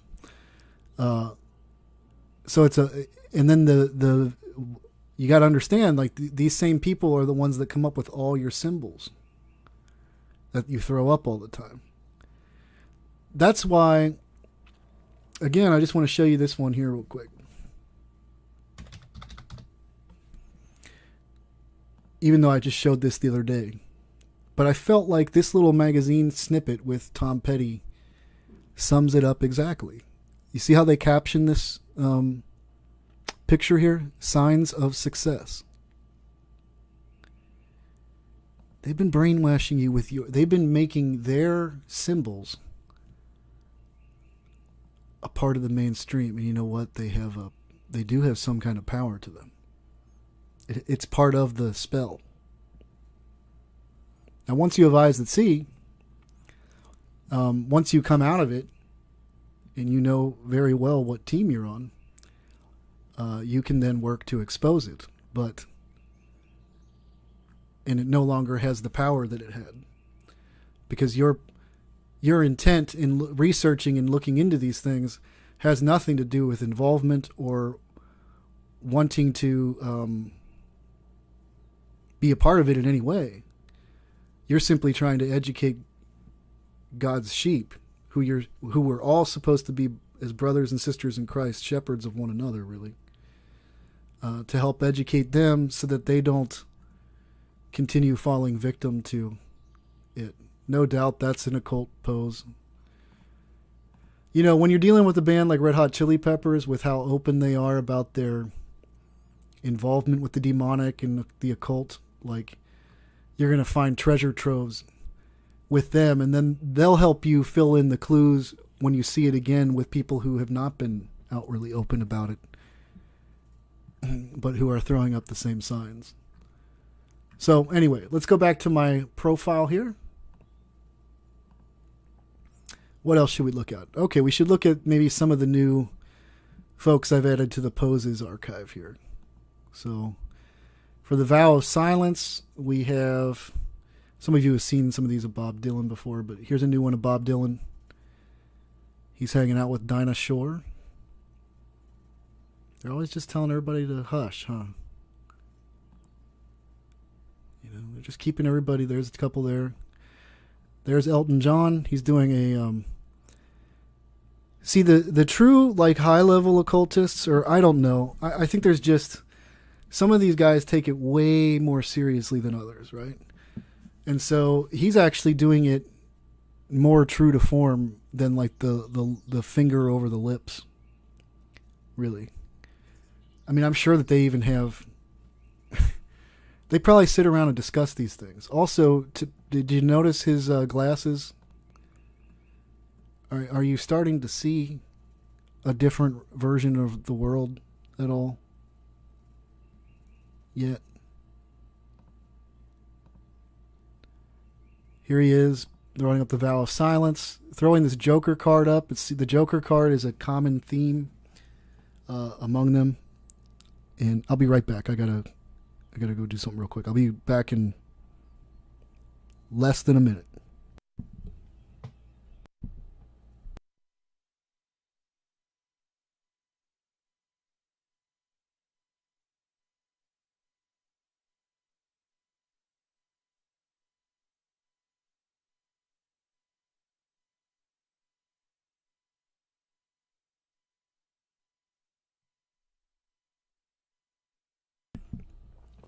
All right, I'm back.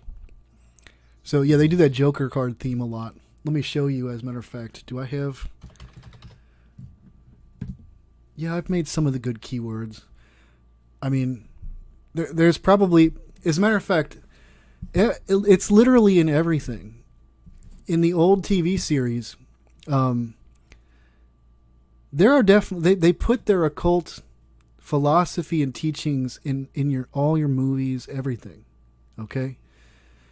Batman's a really good example of that. Batman is essentially, the way he's always depicted, and especially in the comic book form, is he's kind of like a dark,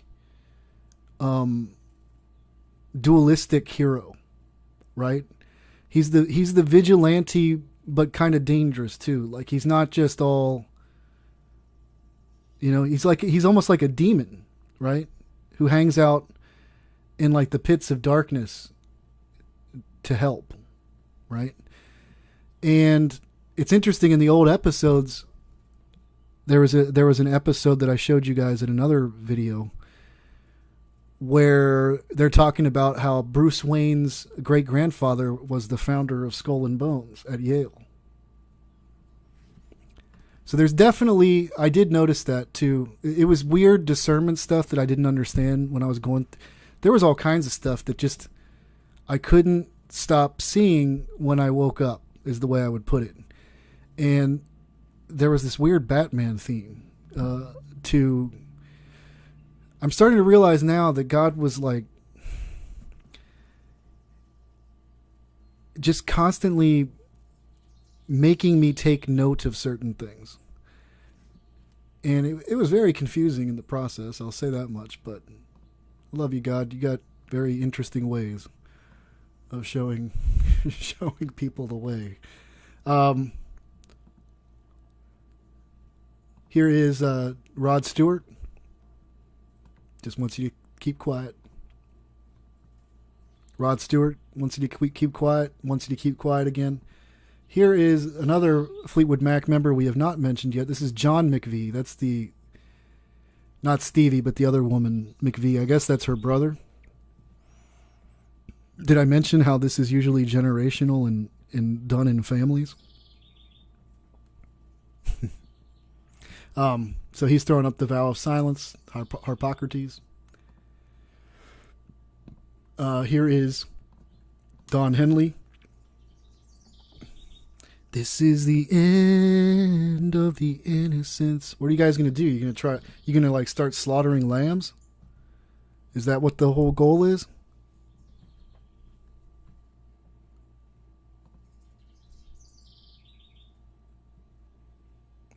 Rod Stewart again, and those are the new additions to that category. In the Eye of Horus, the one-eyed department, I added some old ones that you've seen of Bob Dylan before. This is one I had not seen before of Whoopi. So all you ladies out there who like to watch The Voice and you're still distracted by the Democrat or Republican ping pong game that they're playing, right? Boing, boing, boing, boing. Let's keep them entertained. Let's also keep them thinking that they're engaged and informed and that they have a voice and a role to play in this world. Oh, there's my first dislike again. Welcome, Thelemite Freemason watcher. God bless you. You can still repent. You can still come to Christ. Or you can burn in hell. There's that as well. I'm not trying to be... I'm just keeping it real with you. I mean, I'm just kind of cutting to the chase, as it were. Hopefully I'm like an iron yoke again. I hope I sear your conscience as you have to watch me. Probably. Do you have one though anymore? Once you get the Mick Fleetwood eyeballs, do you have one anymore? Do you have any like choice of your own at that point? Or do you got to be like shackled by the town like the Gerasene demoniac?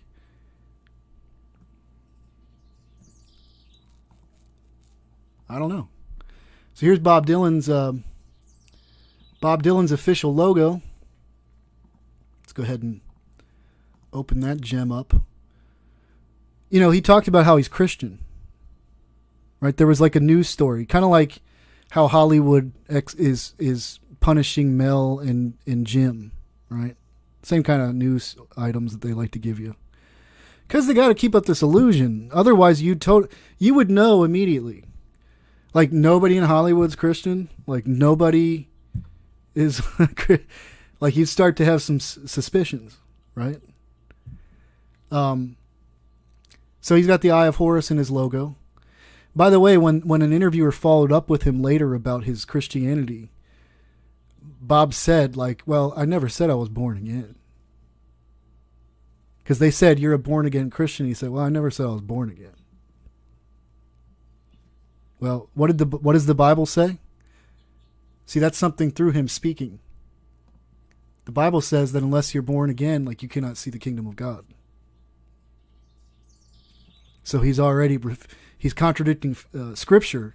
And if you contradict Scripture, if you contradict the teachings of Jesus Christ, like, you're not standing in truth.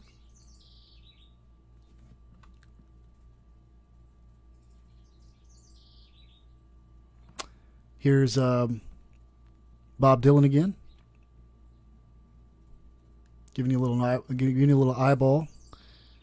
More eyeball action from Bob. Must be so tiresome, like working for the devil. They look like it. They always look. Those rock stars, look at them as they age. They just look like burned out, as Neil Young would say. Just burned out. They lost the spark a long time ago. Elton John. Some of you have seen some of these before. Here is Mick Fleetwood again. Okay.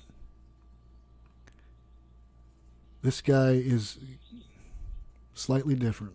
Let's put it that way. Here is John McVie again of Fleetwood Mac, who we just saw throwing up the vow of silence. They're all witches, ladies and gentlemen. There's Paul doing the one eye. We already saw that yesterday. Here is Mick Fleetwood again. He's actually got a spider on his eye right now. I don't know if it's a play spider or a real one. But it's a... Let's see if we can see that a little better resolution. It could go either way. I mean, it looks real, but then it could be fake. So, but it doesn't matter. He wants to get his photo taken with a spider on his eyeball.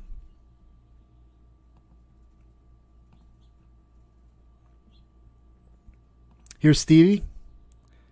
That's a very subtle form of one-eyed.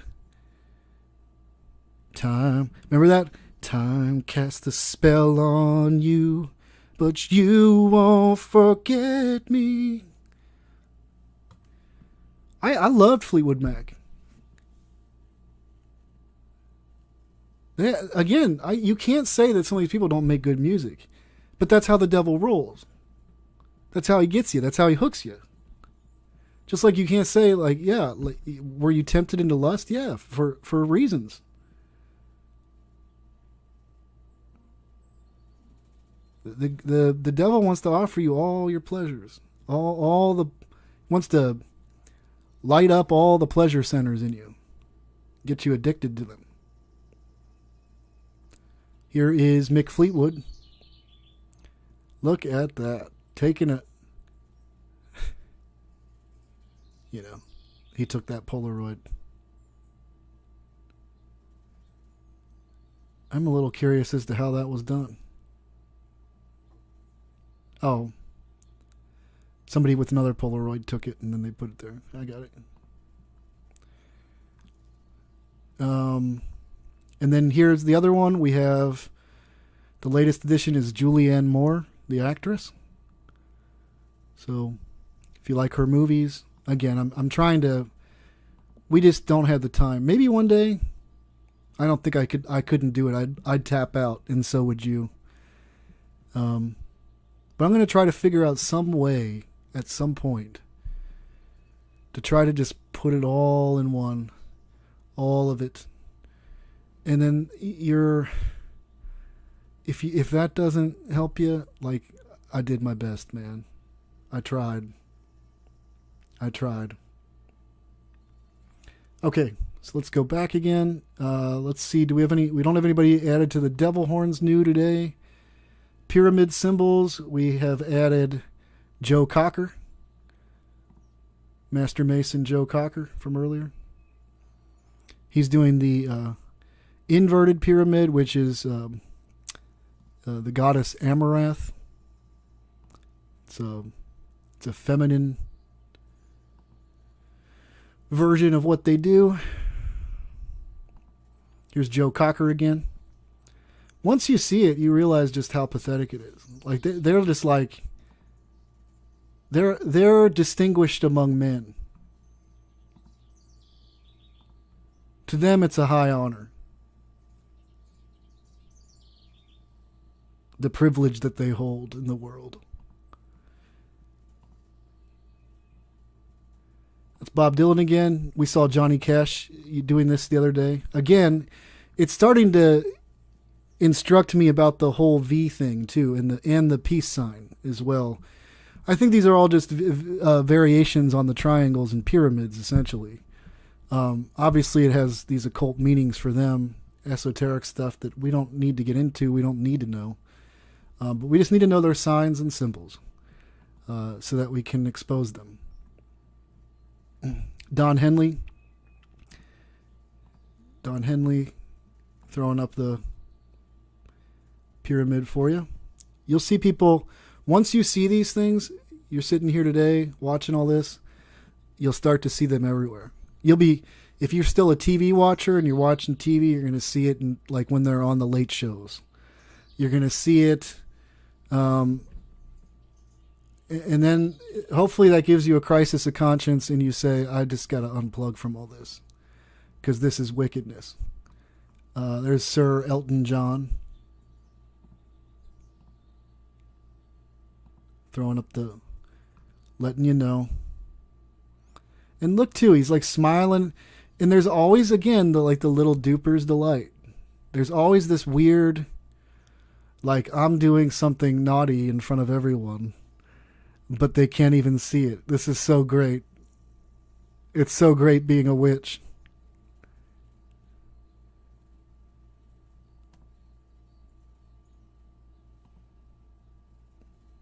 There's Elton John again. And again, I don't know if you guys are picking up on this as we go through all this. I know that my picture is a little grainy in the main feed, but there's always, when they're doing these particular poses, I just keep encountering like this. It's like a switch was flipped or something, and there's like a menacing look. There's Rod Stewart again.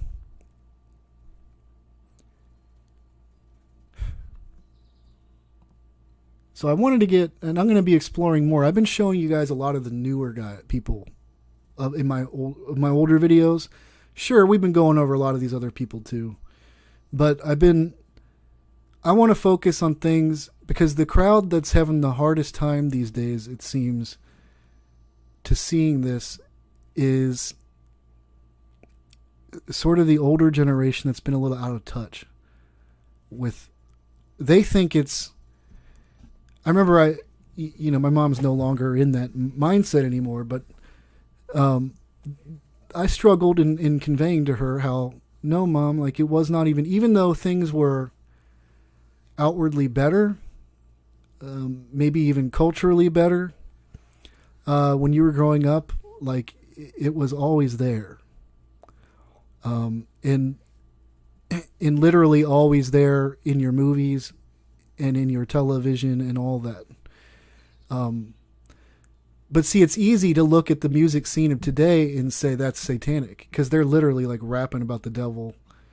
You got, Tyler the Creator putting inverted crosses on his forehead and putting on Aleister Crowley t-shirts and pentagrams on his forehead on the back of his album covers. I mean, it's like right out in your face now. But it started, the real witchcraft. I mean, again, I include Elvis and many others in these categories for sure. Elvis was an occultist. He was another person who outwardly told people that he was Christian. Wow, what a new story when we get to unravel the truth of our world. But again, that should, for any Christian, they should have been like, the guy's like gyrating his hips, like hypnotizing women to like lust after him. I know I sound like a prude to worldly people right now, and okay, that's fine. But for like Christians, what's wrong with you? It's time to wake up. It's time to come out. Like your scripture speaks about these things. Do you think Paul would have even struggled with the question of an Elvis? Like he'd have seen like one little concert. He'd have been like, he belongs over at the Temple of Diana. Not here. That's why people want to call, in this postmodern church era, they want to call Paul a false apostle because he represented, like, Paul was like too legit for them to handle. They're trying to make everybody lukewarm and tepid today. That's why they're ramping up the effort to make you doubt Paul too, because they realize Paul's an integral part of the New Testament. So there's Don Henley again. And they always take issue with Paul. Well, Jesus didn't say that. Paul wrote it. Well, Paul wrote with the Holy Spirit. Thank you very much.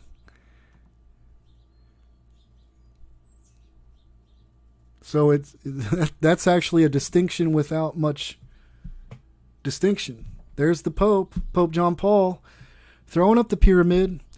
You got on all the stained glass windows in the Catholic churches, pyramids with the eyeballs in them. They no longer do exorcisms, hardly ever. I mean, they pretend like they do, but they only assign like one person per archdiocese. And then like you got to go, you go through like a process of having to go see them. And like, then they send you to the medical community to see if you get a mental illness label, which is a deception from the enemy, by the way, and we've covered that in other videos about how both Carl Jung and Freud, both basically the fathers of modern psychology, were both into the occult. Okay? It's not a science. This is occult science, is what it is. And they send them there, and lo and behold, that person is likely to come back with some label because they've been lying to everybody about what's actually happening to people. And the medications, that all they do with anybody who has any problem is like they medicate them to the point where like you drool and can't talk anymore. That's generally how they solve what you call mental illness. And meanwhile, the church is fine with that. Church is fine with that. Oh, that's problem solved now. Couldn't have been spiritual. Thank goodness for the psychologists and scientists, Thank goodness we have them, because we have no authority in this jurisdiction. So you got that. You got the Freemasonic obelisk hanging out in Vatican Square.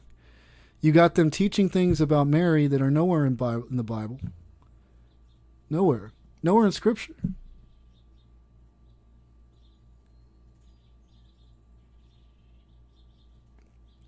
And again, I just have to reiterate too, because I worry sometimes. I'm like, man, I don't want to ever misspeak about, the Mother of God, about anything. So I caveat it with that. All I'm trying to do, and God knows my conscience, is to be as faithful as to what He laid out, because it's my only safeguard against the enemy. It's all I have. And it's never failed me. And so I don't think I could ever be faulted. I pray that I could never be faulted for just believing His word and following only that.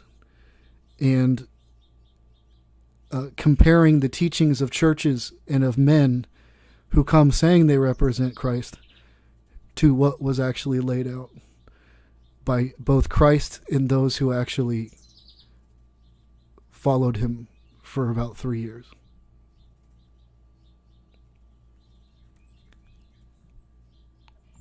Because they would know better than men 1,800 years later.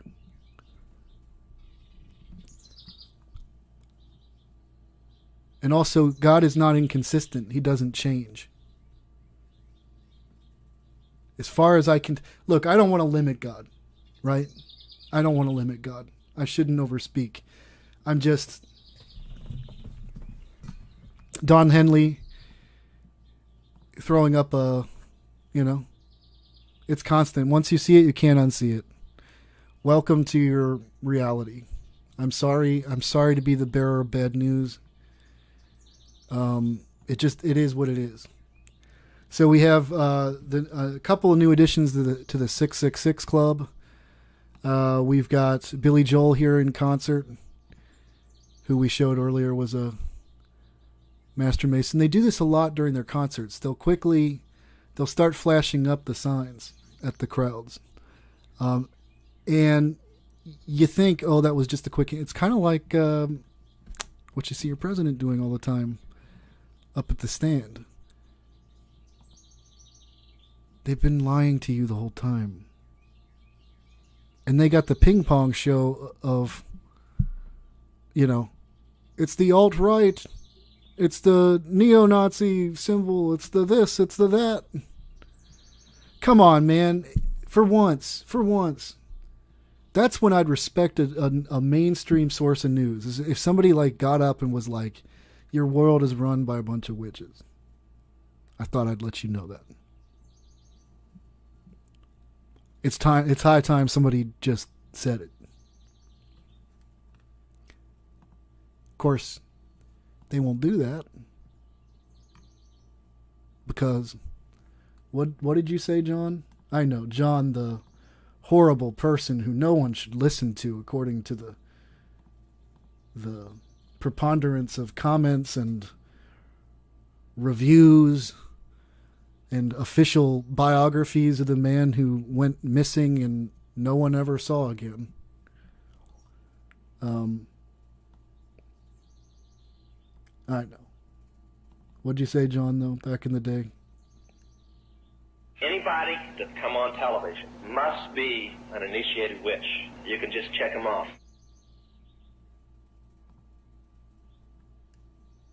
And here we are in the digital age where we can actually verify. It's no longer speculative. It's no longer just an enticing possibility or something to think about, but it's an actual nightmarish reality. But some had eyes to see even back then. I didn't go over some of these yesterday. Here's Dolly Parton. You got the Monarch Butterfly programming here, and then you got Dolly throwing up the 666, inviting all the people in to Dollywood for a ride on the Tennessee Tornado. Come on in, be entertained. Be entertained. Because that's what we're supposed to be doing. Martin Scorsese.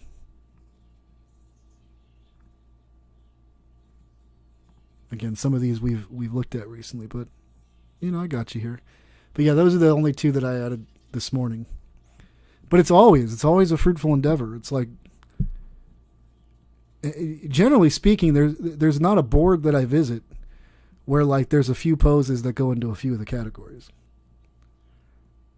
And some folks, because of who they are and sort of their unquestioned rock and roll status, I'll spend a good amount of time in their archives because they just, it's like a gift that keeps on giving.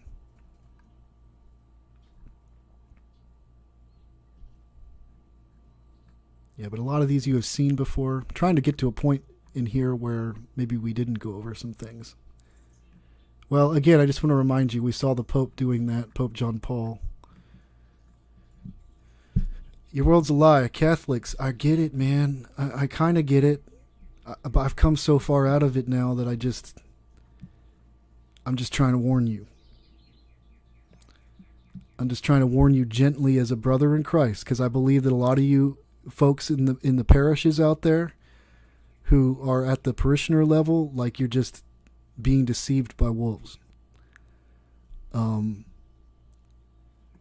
But you need to come out of that church. The signs have been you've been in denial for a long time. Like it's been all around you. The entire time.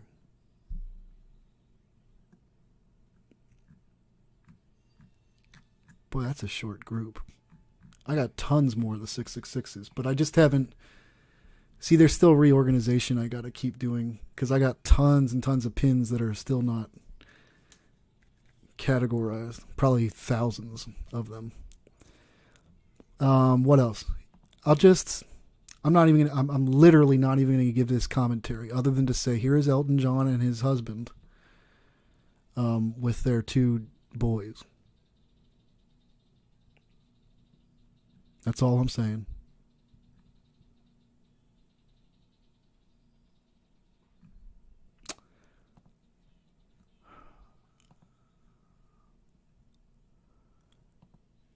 They also like to dress as witches all the time too. So Stevie there, here's Stevie again. And you notice that this is the other band member, McVie, the other woman, and she's wearing the Masonic top hat. I'll just point that out to you again. You start to see these things, you'll never unsee it again. And it's just the way it is.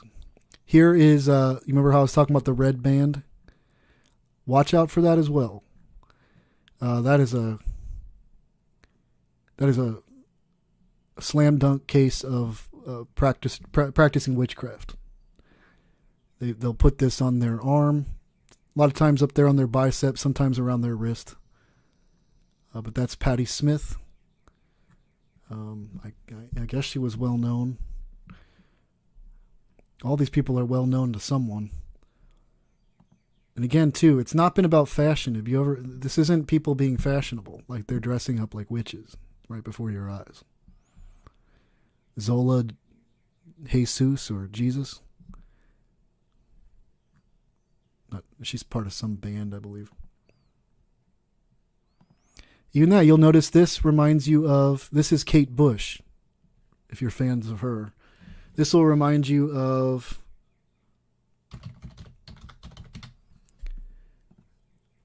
things like this, like the cover of Mick Jagger's or the Rolling Stones is their Satanic Majesty's Request back in the 1960s. The cover. It's you wear a hat like that, you're a witch.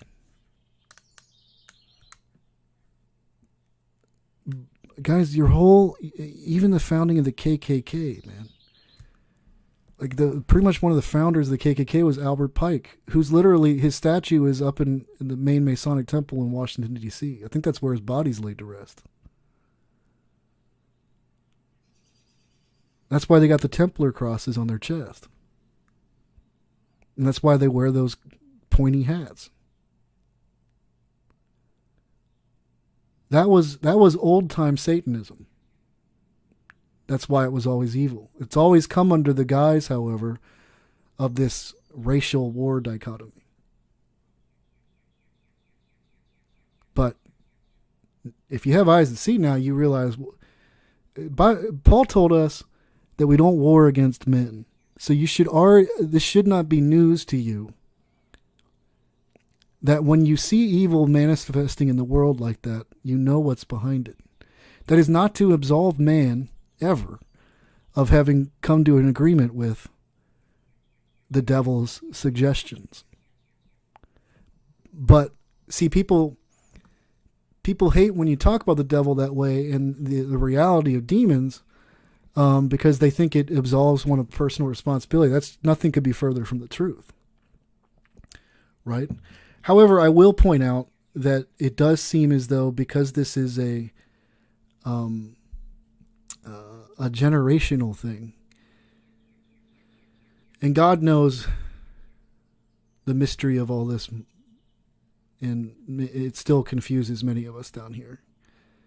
But there's just, I guess the best is the parable about the wheat and the tares, about how the enemy came in overnight and planted his own seed.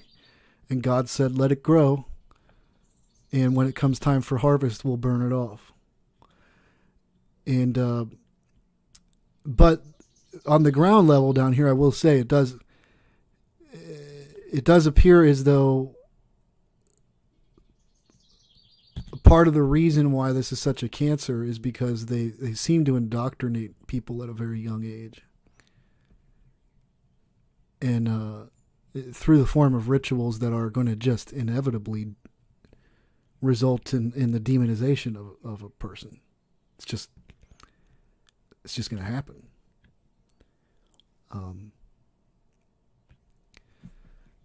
So there's a mystery to all this to some degree, but this always, see, ever since my eyes opened up to this stuff, I don't struggle much with faith. I'm grateful for that. I'm grateful that I don't have to fight as much as men and women at other points in history, perhaps even. But then again, who knows what your history is? Seriously, how vast is the spell? The ones telling you the history are literally from country to country. Let me show you something real quick. You know what? We're going to go into the archive for this one.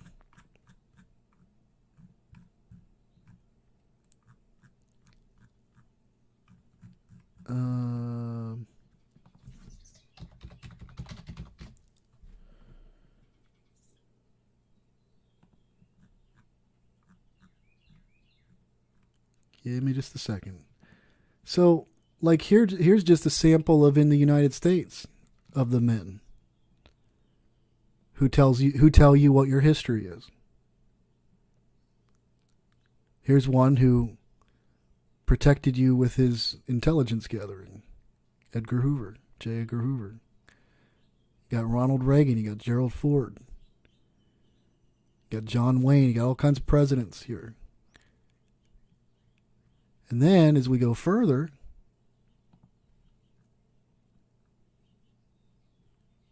let's expand that a little further. Here you got Joseph Stalin throwing it up. Here you got Napoleon throwing it up. Here you got Karl Marx throwing it up. George Washington, of course.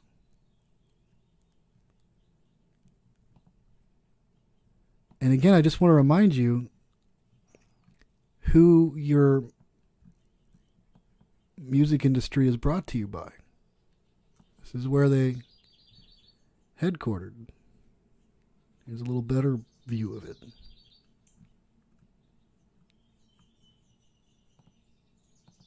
It's time to wake up. And then I have somebody disingenuously come in and say, the photographer made Toby Mac of DC Talk, of a Christian musician, do that. Give me a break. I'm not going to fall for that.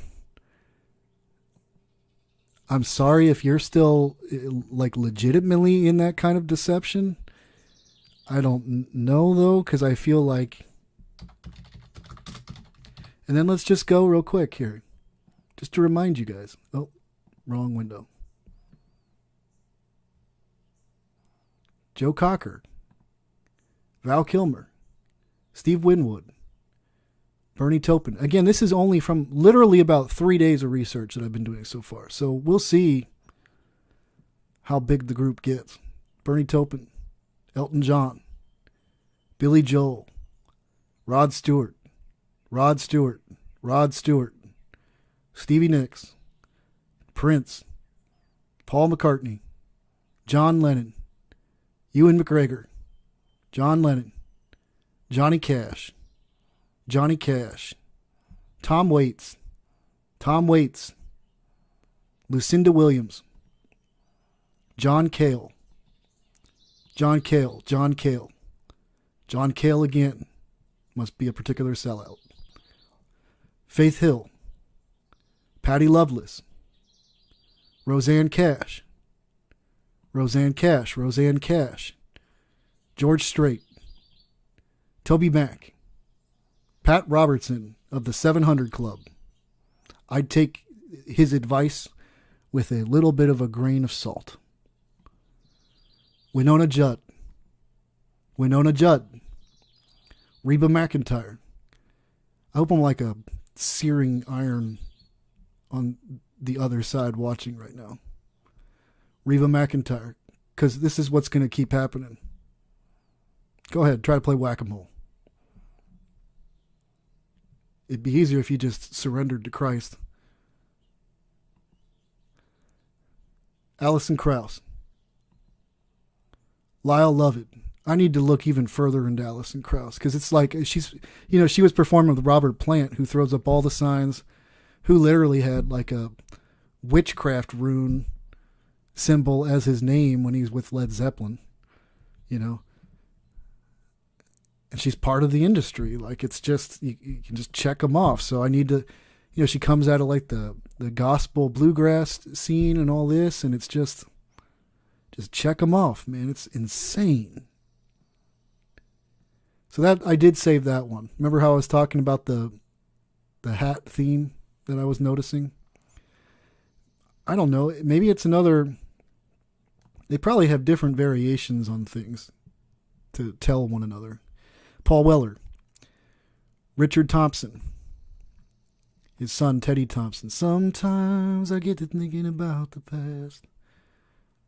Playing Leonard Cohen, Tower of Song. It's all satanic, man. Demons give these people their songs. That's why they're so mesmerizing. That's why they're so different. Go watch Pastor Joe Schimmel's testimony about how he came out of all that to Jesus and how he wanted to be a musician for a while.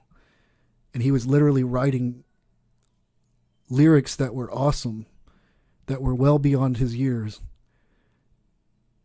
And he started to notice that they were dark. They were just inevitably dark. This was in his teen years. Had literal references sometimes to the devil, and he didn't know even why he was doing that. He didn't even know how he came up with certain metaphors or licks that he was tossing in there. There were words that he was using that he didn't even know. How many times have you heard these musicians say, like, I don't even know. I couldn't even tell you what that song's about. I don't know what it's about. That's what they say about Stairway to Heaven. Alanis Morissette. Dolores O'Riordan.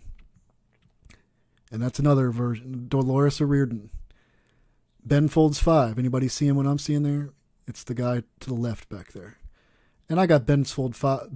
Ben sings a comical, funny song about Satan that everybody thinks is a joke. Just like when Jim Carrey comes out on Jimmy Kimmel and laughs about the Illuminati and just throws it all right in your face. Well, it's because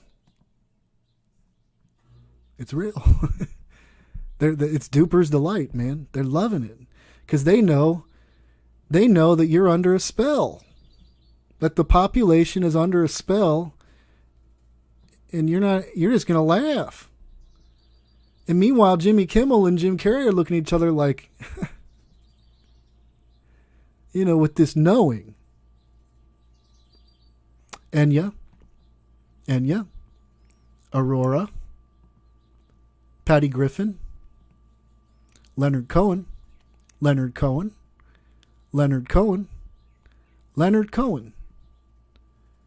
Juliette Venegas, Rufus Wainwright again. Sarah McLachlan. You're in the arms of an angel. Is it a fallen angel, though, Sarah? Emmylou Harris. I'll be your Emmylou. You'll be my Jude. And Johnny too. Van Morrison. Into the Mystic. Who were these people? They're gypsies, man. They're witches. Into the Mystic. Joan Armatrading. Chrissy Hind. Patti Smith. Patti Smith again. No, it's not an excuse to just cover up her breast. The breast is exposed for her to do that so that it's one more way for her to throw it up there for you. Tori Amos. We still haven't figured out what this particular pose is. Tori Amos. Tracy Bonham. Marta Colica. Jeff Buckley. Remember Hallelujah? I wouldn't sing that song. I wouldn't sing Leonard Cohen's Hallelujah. It's not to Jesus. I'll tell you that much. When David played the secret chord, it ain't to Jesus. Beck. Oh, these guys couldn't be like the top of the Masonic brother. Beck. Yes, they can. The gawky, Thelemite-looking, tatted up folks are, because they're witches. John Todd was right even back in the day. He's like, we literally like own the politicians. And it was almost as though the way he put it back then was like, no, they're not one of us. Like, we just control them. And again, it's spell casting stuff, man. It's witchcraft. Bill Wyman, Rolling Stones, Hidden Hand. Patrick Stewart. Jean-Luc Picard. Oh, me and Ian McClellan are such good pals. Oh, I love those two. Oh, Patrick Stewart is such a sexy older man. Ian, too, you're just... And Ian played Gandalf real well, too. Like, he gave that a role just like Skywalker. It's the same story. Luke Skywalker versus Darth Vader. And Gandalf the gray, or white, I'm sorry, versus, like, Saruman. It's the same thing. Like, using this nebulous dualistic force in an alchemical way for good or evil. It's very anti-Christian. And it's all about, it's their religion literally being fed to you as fantasy. Zach Williams, this is the son of Robin Williams. Well, it runs in the family. Don Cheadle, Hotel Rwanda, good actor. Just happens to be, as per usual, a witch. George Clooney, Northern Kentucky's own. Rosemary Clooney's son. His dad was a newscaster in Cincinnati. You know, just a wholesome guy who just does a lot of charity, and he's so nice on TV. Jamie Foxx, In Living Color, and now hated it, loved it. You probably found that funny like I did back then. I can't laugh anymore at these people. Jamie Foxx. Especially not when I know that that's actually part of what they're casting the spell about. Is making you become more and more loose in your morality, in your world outlook. Joaquin Phoenix, River Phoenix's brother. Raised in the Children of God cult by his parents. Justin Timberlake. Talks about in one of his songs, I believe he said, like, I've always belonged to Satan. I always have. Dennis Hopper. And that's Sal Mineo. Both those guys were in Laurel Canyon. Sal Mineo was murdered out front of Laurel Canyon's grocery store in a ritual fashion.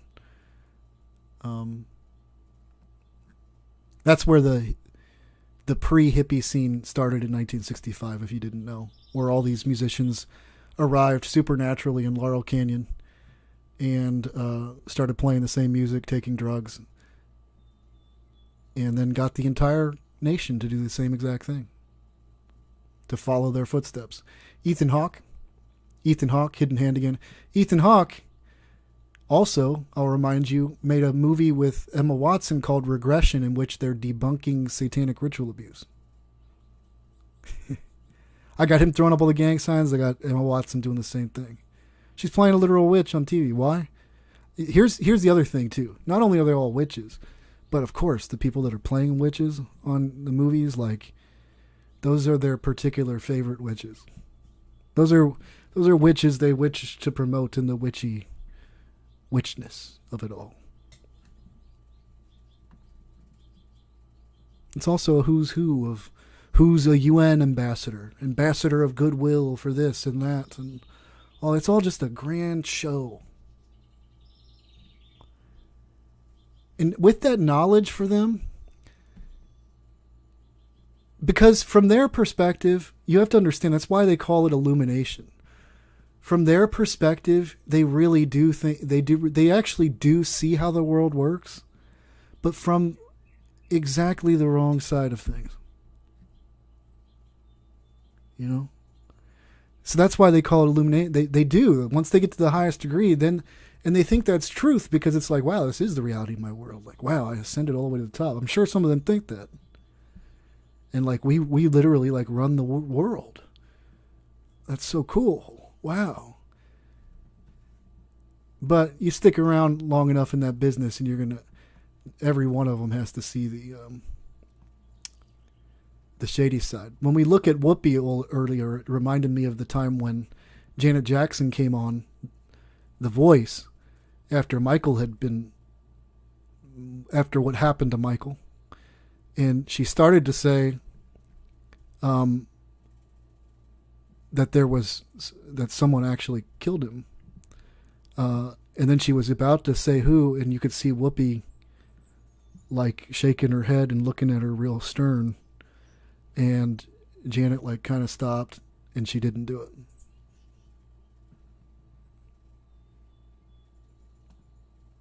Danny Glover.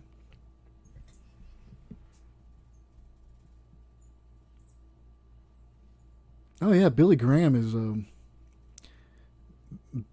according to everything I've looked at anyway, like he was a 33rd degree Mason. Danny Glover. If I'm wrong of that, I'll repent. But it just his teachings didn't seem real solid either. So it was like he was all about this ecumenical movement between all the Christian churches, and that's just not, that's disingenuous, because it's there's some that are just, you couldn't even qualify as brothers in Christ, that are just cults teaching another Jesus, right? So Edward Norton, let's keep going. Edward Norton again, American History X, a movie with him, with Ed Furlong.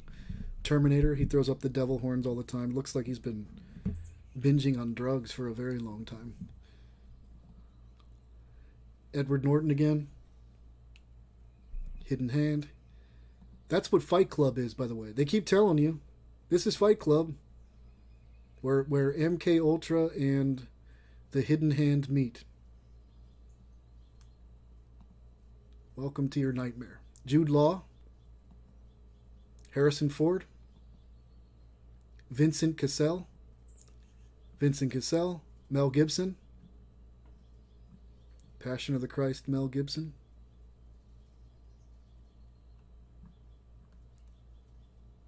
You know, it's not been long after, too. If he can't get work in Hollywood, why is he still producing films? Same thing with Jim, too. Like, Jim's still making movies and, like, had a TV series after The Passion. Plus, he was just in Luke, Apostle of Christ. Sure, it's another Christian movie. And I just don't know what to think of any of this anymore. I'm just so disillusioned with it all that I'm realizing more and more like what's on the line and just how serious this is, and how absolutely all-encompassing the devil is around us. But again, it should surprise no one. We were told he'd be in the church. In fact, if you were the devil, that would be your primary goal, is to destroy the church. And how do you destroy the church if you're not sending your witches and your magicians into it to try to destroy it from the inside? Elijah Wood, Jack Nicholson, Dustin Hoffman, Jim Caviezel,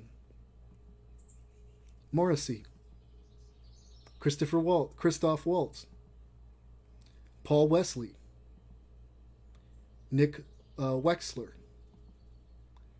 Milo Ventimiglia, Michael Vartan, Jeffrey Rush, Jonathan Rhys Myers, Vincent Price, Viggo Mortensen,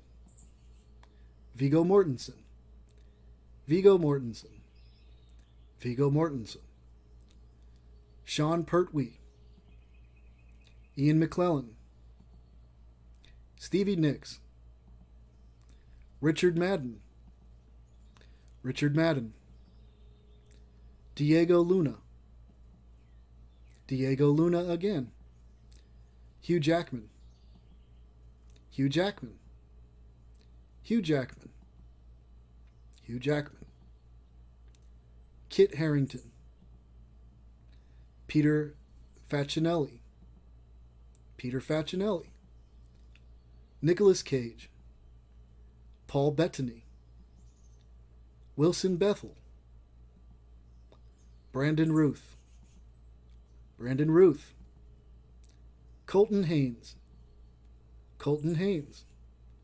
Colton Haynes. John Barrowman. Aaron Taylor Johnson. Aaron Taylor Johnson. Aaron Taylor Johnson. Jeff Goldblum. Jeff Goldblum. Jimon Hansu. Lee Pace. Eric Bana. Richard Gere. Ben Affleck. Ben Affleck again. Cillian Murphy. Joseph Gordon-Levitt. Till Schweiger. Denzel Washington. Paul Walker. Vin Diesel.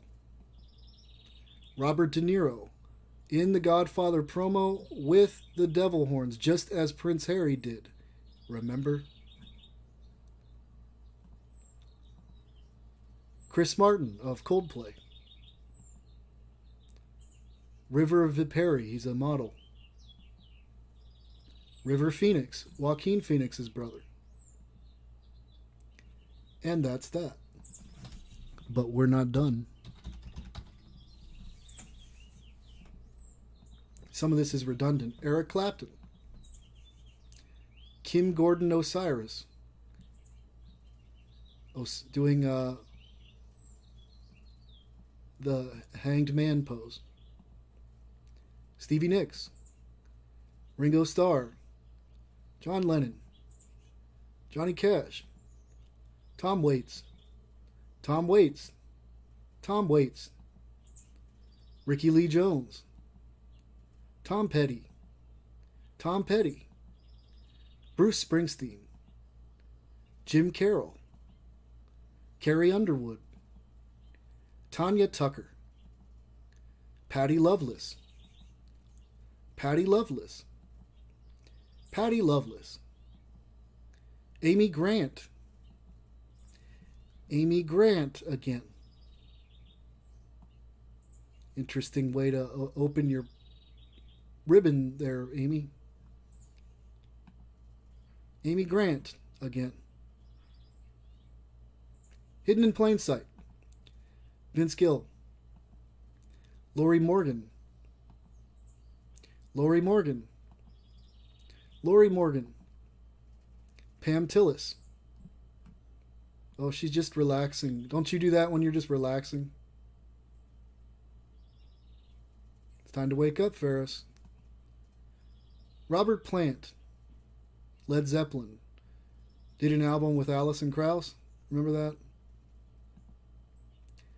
Alanis Morissette. Alanis Morissette. Dolores O'Riordan. Dolores O'Riordan. Regina Spektor. I'm not sure if she's related to Phil Spector or not. I don't think that's this of relation. Giving you the one eye with the sign of Osiris. Kate Bush, who we saw earlier. Kate Bush again. Kate Bush again. Oh, they're just crossing their arms, huh? Oh, are they now? Kate Bush again. They're just naturally crossing their arms, aren't they? It's time to wake up, Ferris. Enya. Enya. Enya. Sail away, sail away, sail away. Dun dun dun dun dun. Jan Arden. I have no idea who that is. Rufus Wainwright again. Paula Cole. Hidden in Plain View. It's time to wake up, Ferris. Paula Cole again. Right in your face the whole time. Paula Cole. Just like it's on your main street in every town across America, on every little rural country roads sign to welcome you in. Natalie Merchant. Sarah Brightman. Enya. Sarah McLachlan. You're in the arms of a fallen angel. I'll take care of you. I'll sing my songs that lull you to sleep. And we'll tell you what to wear, what to like, and what to believe. You're in the arms of the witches. Carly Simon. Carly Simon. Simon and Schuster. Laurel Canyon. James Taylor. Laurel Canyon again. Spent a little time in mental institutions before he went out to Laurel Canyon. Right at the same time when your government was performing mind control experiments in institutions and prisons and on the general public. Suzanne Vega. Suzanne Vega. My name is Luca. I live on the second floor. Patti Smith. Patti Smith. Patti Smith. Patti Smith. Joni Mitchell. Oh, come on, they were against the powers that be, and they are the powers that be. It's all a charade. It's all a big game. Time to wake up, Ferris. Tori Amos, the hanged man pose. She did a literal series of tarot card poses. The photographer made her do that too, right? Right. Let's keep going. It's time to wake up, Ferris. Tori Amos. Tori Amos. The photographer's still doing this, right? Each photo shoot. It's like, hey, Tori, would you do that? Would you tell everybody you're a master mason for me? Sure. I'd be happy to. I have no idea that that's it, but Ani DeFranco. My sister's been a big fan of a lot of these people. Ani DeFranco again. A lot of people are. The young, hip, cool, let me go get a latte, get some beer tonight with my folks, my people, get a bunch of tattoos. Heck, I want to be a musician one day too. Guess what? The moment you start dabbling with all the drugs, you know what the Bible says? You're a sorcerer. You're practicing sorcery. PJ Harvey. Frankly, rebellion is, the Bible says this, rebellion is the seed of witchcraft. Your rebellion against God is witchcraft. You already are a witch at that point. It doesn't get far much more complicated than that. This mystery of iniquity that we're seeing.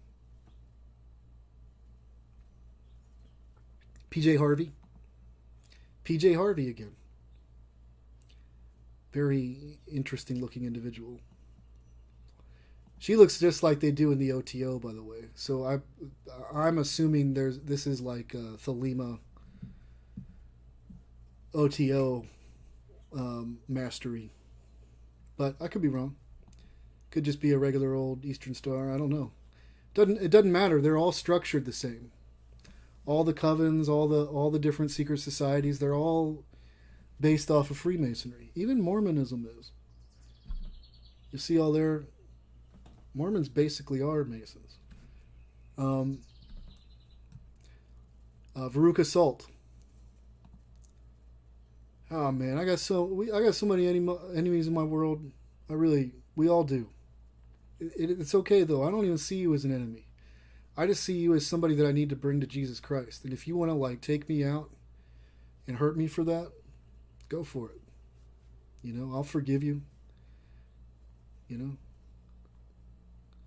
Juliana Hatfield. I don't care. That makes you the coward. Cat Power. You guys are a bunch of cowards. If any of them are watching right now, you're cowards. You're cowards. This is what it takes. You got to do this.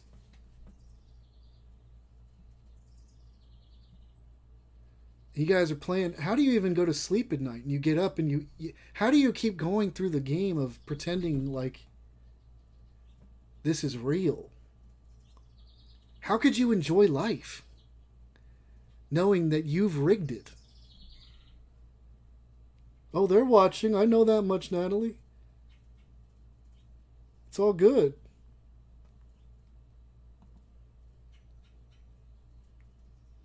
Amy Mann. It truly, it's all good. They've been doing this forever. Amy Mann. They don't stand in truth. They can't stand in truth. They don't like truth. Charlie Watts. Mick Jagger. Alex Van Halen. Eddie's brother. Alex Van Halen. Note the leopard print as well. Just throwing that out there. Alex Van Halen. David Lee Roth. Justin Timberlake. Tobin Bell. Owen Wilson. I remember he tried to kill himself. Do you remember that? I guess that you might at a certain point. I honestly think I think a lot of these people had no clue what they signed up for. They just thought, all right, I mean, I'll do whatever. Like, I'll do whatever it is. Sure, I'll join your little club to advance. Having no clue. Eddie Murphy. Tom Hanks. Tom Hanks. Squeaky clean, good boy Tom Hanks. Morgan Freeman. Andy, it's the Shawshank Redemption. And we just keep teaching everybody morality and the goodness of the world. And yet... Oh, I love you guys, though. Like, I do. I love you, Morgan. I love you, Morgan. I love you, Tom Hanks. I love you, Eddie Murphy. I don't hate you guys. I don't wish you any ill will. I don't wish a single one of you any ill will. Like, you know what I want for you? I want you to come into truth. I want you to taste life. Michael Weatherly.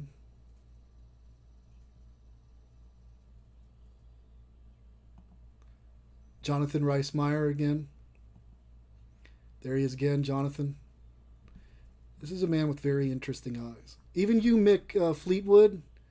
Sorry to put... I have to. That's what following Christ is like. Like, it requires, like, boldness and not, like, cowardice. Like, is to just say it how it is, right?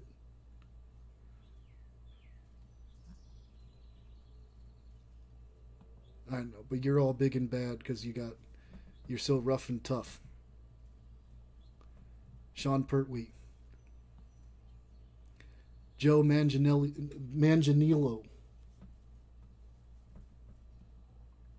It's not hard to be tough when you're a mafia. Hugh Jackman. You know what's tough? Doing the right thing. You know what's tough? Like not deceiving everyone. You know what a tough guy does? Like,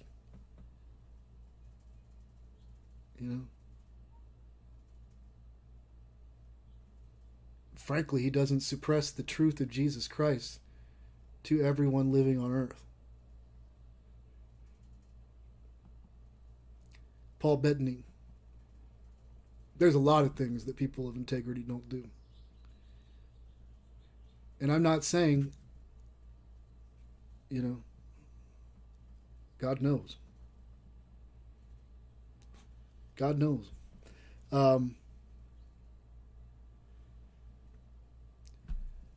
But there's a time and a season for everyone to wake up. I did it. You can too. You can come out of it as well. It's never too late for anyone. And you can change.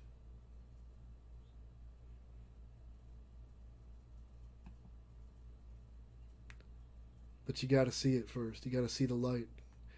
And I'm worried that so many of you, again, I'm still talking to Hollywood right now. I'm worried that some of you have been doing this for so long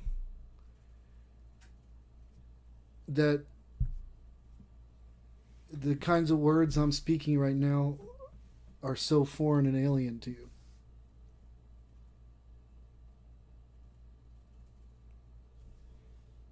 Because of the immense levels of perversion and witchcraft that you've been encountering and participating in for so long. Ben Affleck, Wes Bentley, Leonardo DiCaprio, Chris Motionless, Cord Overstreet, Brett Michaels, Brantley Gilbert, Chance Perdomo, God bless you, sir. Austin Mahoney, God bless you as well. The Bella Twins, God bless you both. Jessica Chastain, God bless you.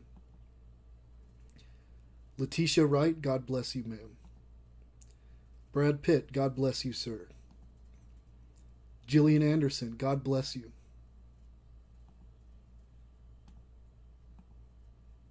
Bruce Willis, God bless you, Bruce. Chadwick Boseman, I think is his name. God bless you. Freddie Mercury, I don't know where you are today. I hope you came around at some point. Angus Young, God bless you, sir. Matt Damon, God bless you.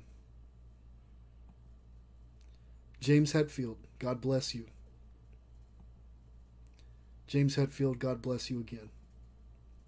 Christopher Lee, you told us in interviews that you weren't really involved in it, but I hope maybe later in life, maybe you did regret it. Maybe that's why you were saying that. God bless you. Janet Farrar, God bless you, ma'am. So-called worshipful masters, God bless you. In Jesus' mighty name. The lost children of Babylon, God bless all of you. Wyclef Jean, God bless you, sir. Ozzy Osbourne, God bless you. Vinny Paz, God bless you. Cannabis, Cannabis, God bless you. To the whole clan of Secret Society from Yale, God bless all of you, each and every last one of you. Gucci Mane, God bless you, sir. Felice Fawn, God bless you, ma'am. Jim Morrison, mocking Jesus on the cross, God bless you. Gene Simmons, God bless you, sir.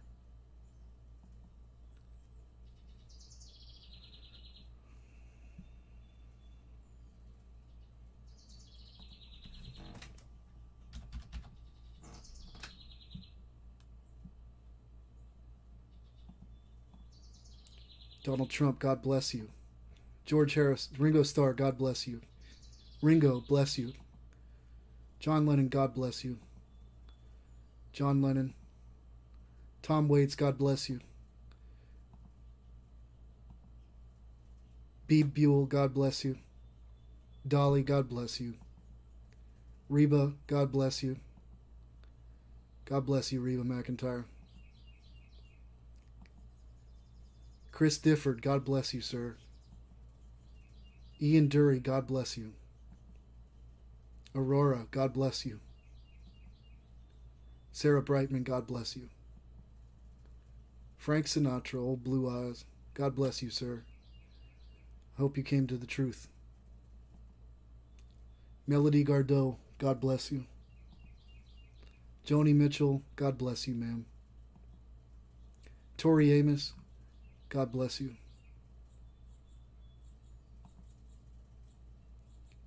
Alex Van Halen again, God bless you, sir. Sidney Poitier, God bless you. Don Cheadle, God bless you, sir. Jet Li, God bless you. Christopher Walken, God bless you. Jack Nicholson, God bless you, sir. Shia LaBeouf, God bless you. Wesley Snipes, God bless you.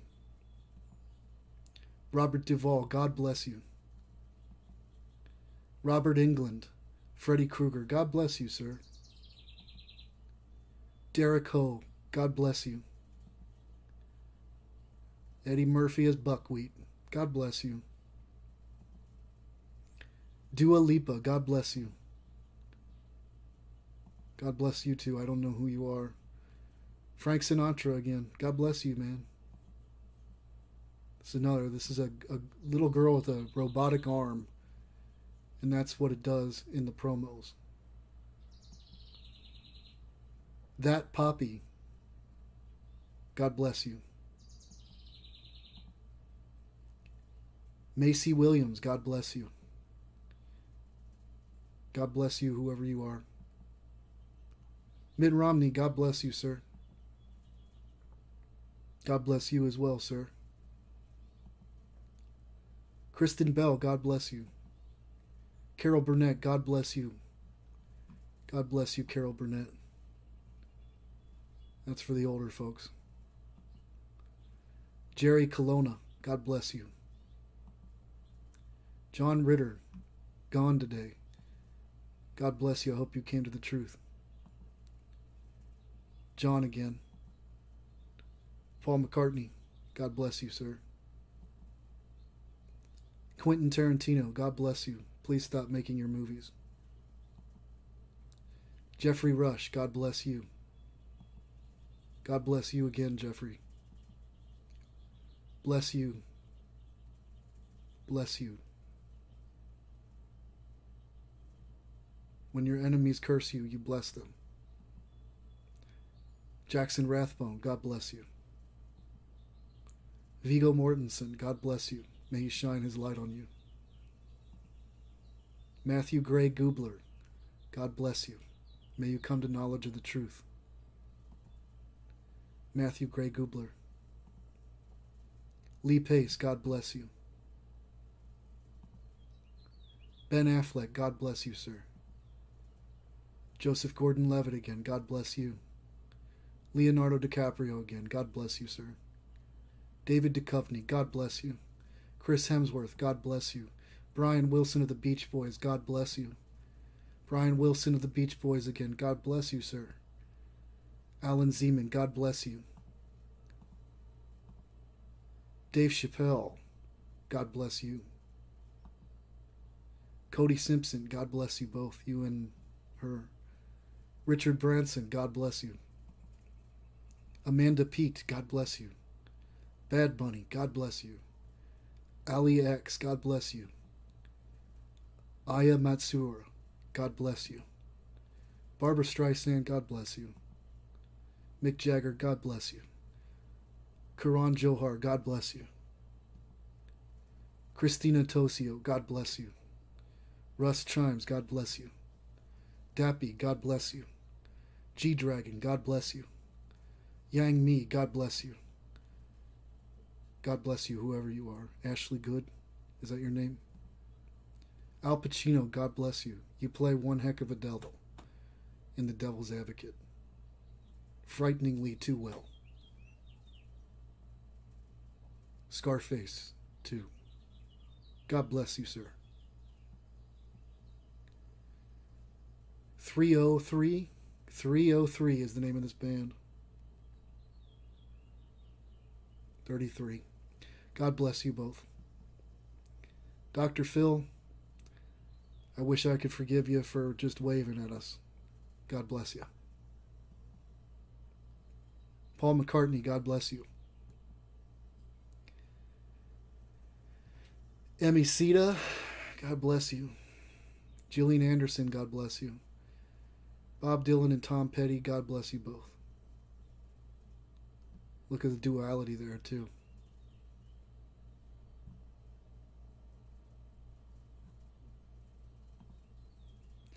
Nicole Kidman, God bless you. Duffy, God bless you. Steve Carell, God bless you. Tom Kiefer, God bless you. Duranos Elizabeth Holmes, God bless you. John Cena, God bless you. Beauty ad woman, God bless you. God bless you, God bless you all. God bless you all. All of you, God bless you. God bless each and every one of you. All of you.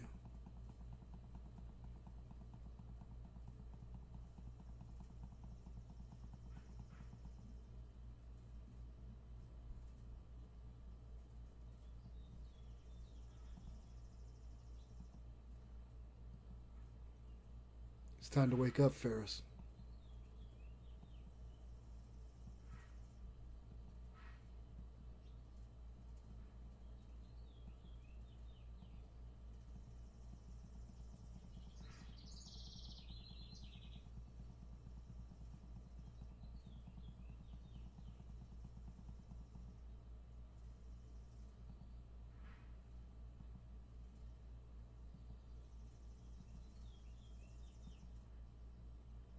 It's time to wake up.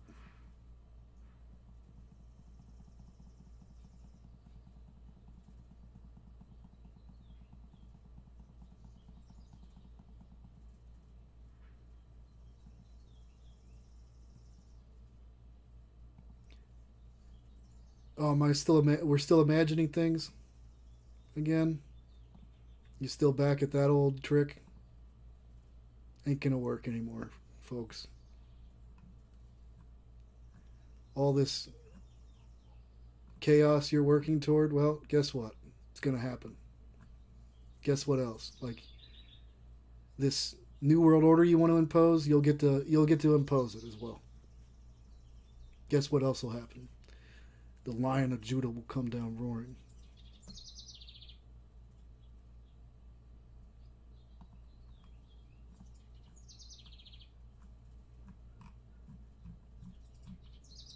I'm just a messenger. That's all. Just a messenger.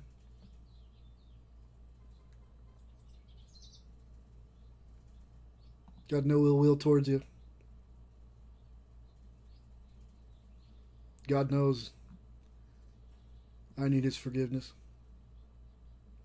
I know you need his forgiveness too.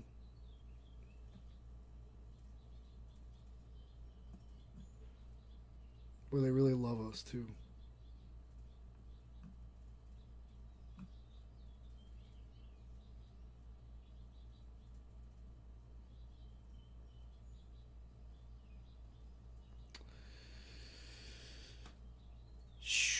Okie. Alrighty. Well, it's always an uplifting show.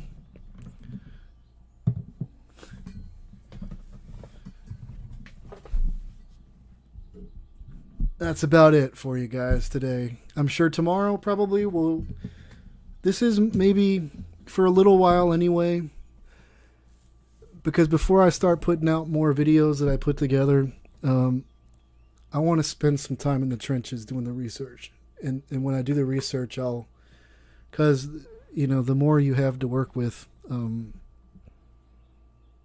more people that can see. Pray for me, please, guys. Just pray for me. Pray that more people see this, that other channels pick up on it all. I know that there's a lot of other channels that are doing really great work. But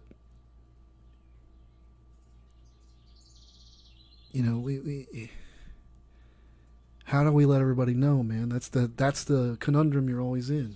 So how do you do what you can. You just try to sound the trumpet. You try to grab folks' attention.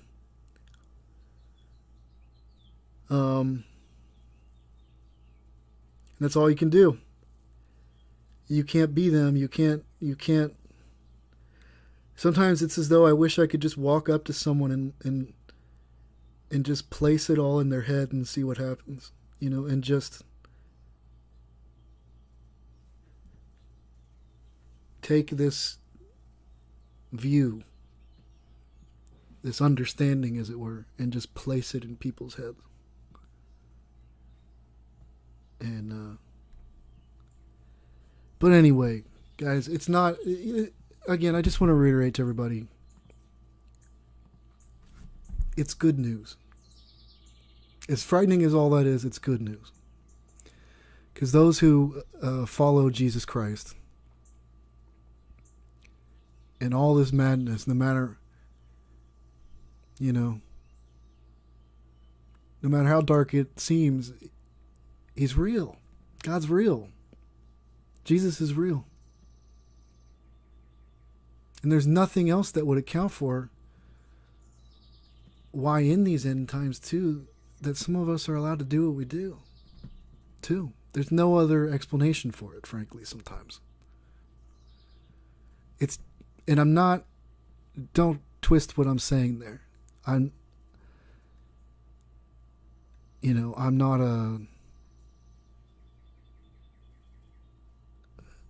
I'm not trying to be compared or anything like that with like biblical characters or anything like that. All I'm doing is saying God can do impossible things for you. That's just how it is. You got to believe in that. God is the one that the devil has to answer to God. Read the book of Job again. The devil has you under a spell. That's why he has to always look so menacing and scary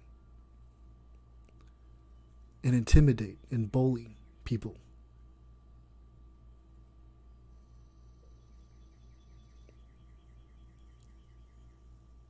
Because once you have God standing behind you, who can stand against you?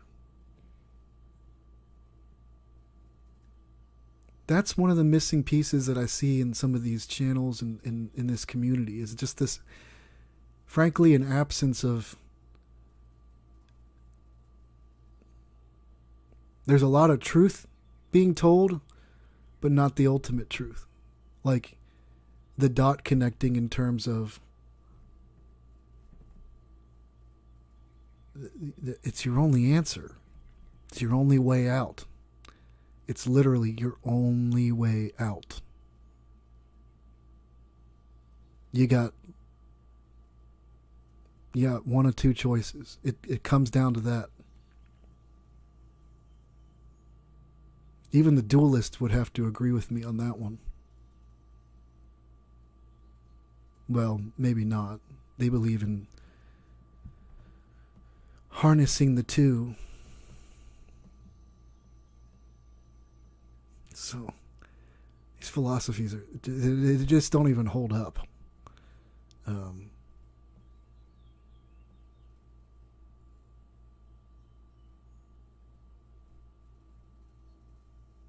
But it is it's sobering is the right word for it, that this is going on. It's sobering. And I think, again, I keep saying that, I think they want it to become known or something. I really do. Because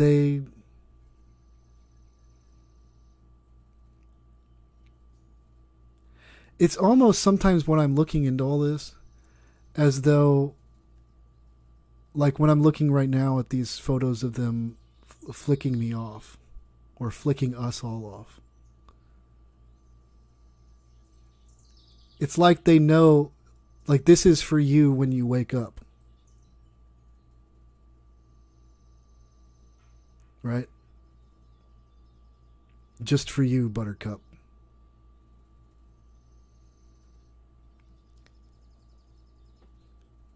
It's like they want some of you to see.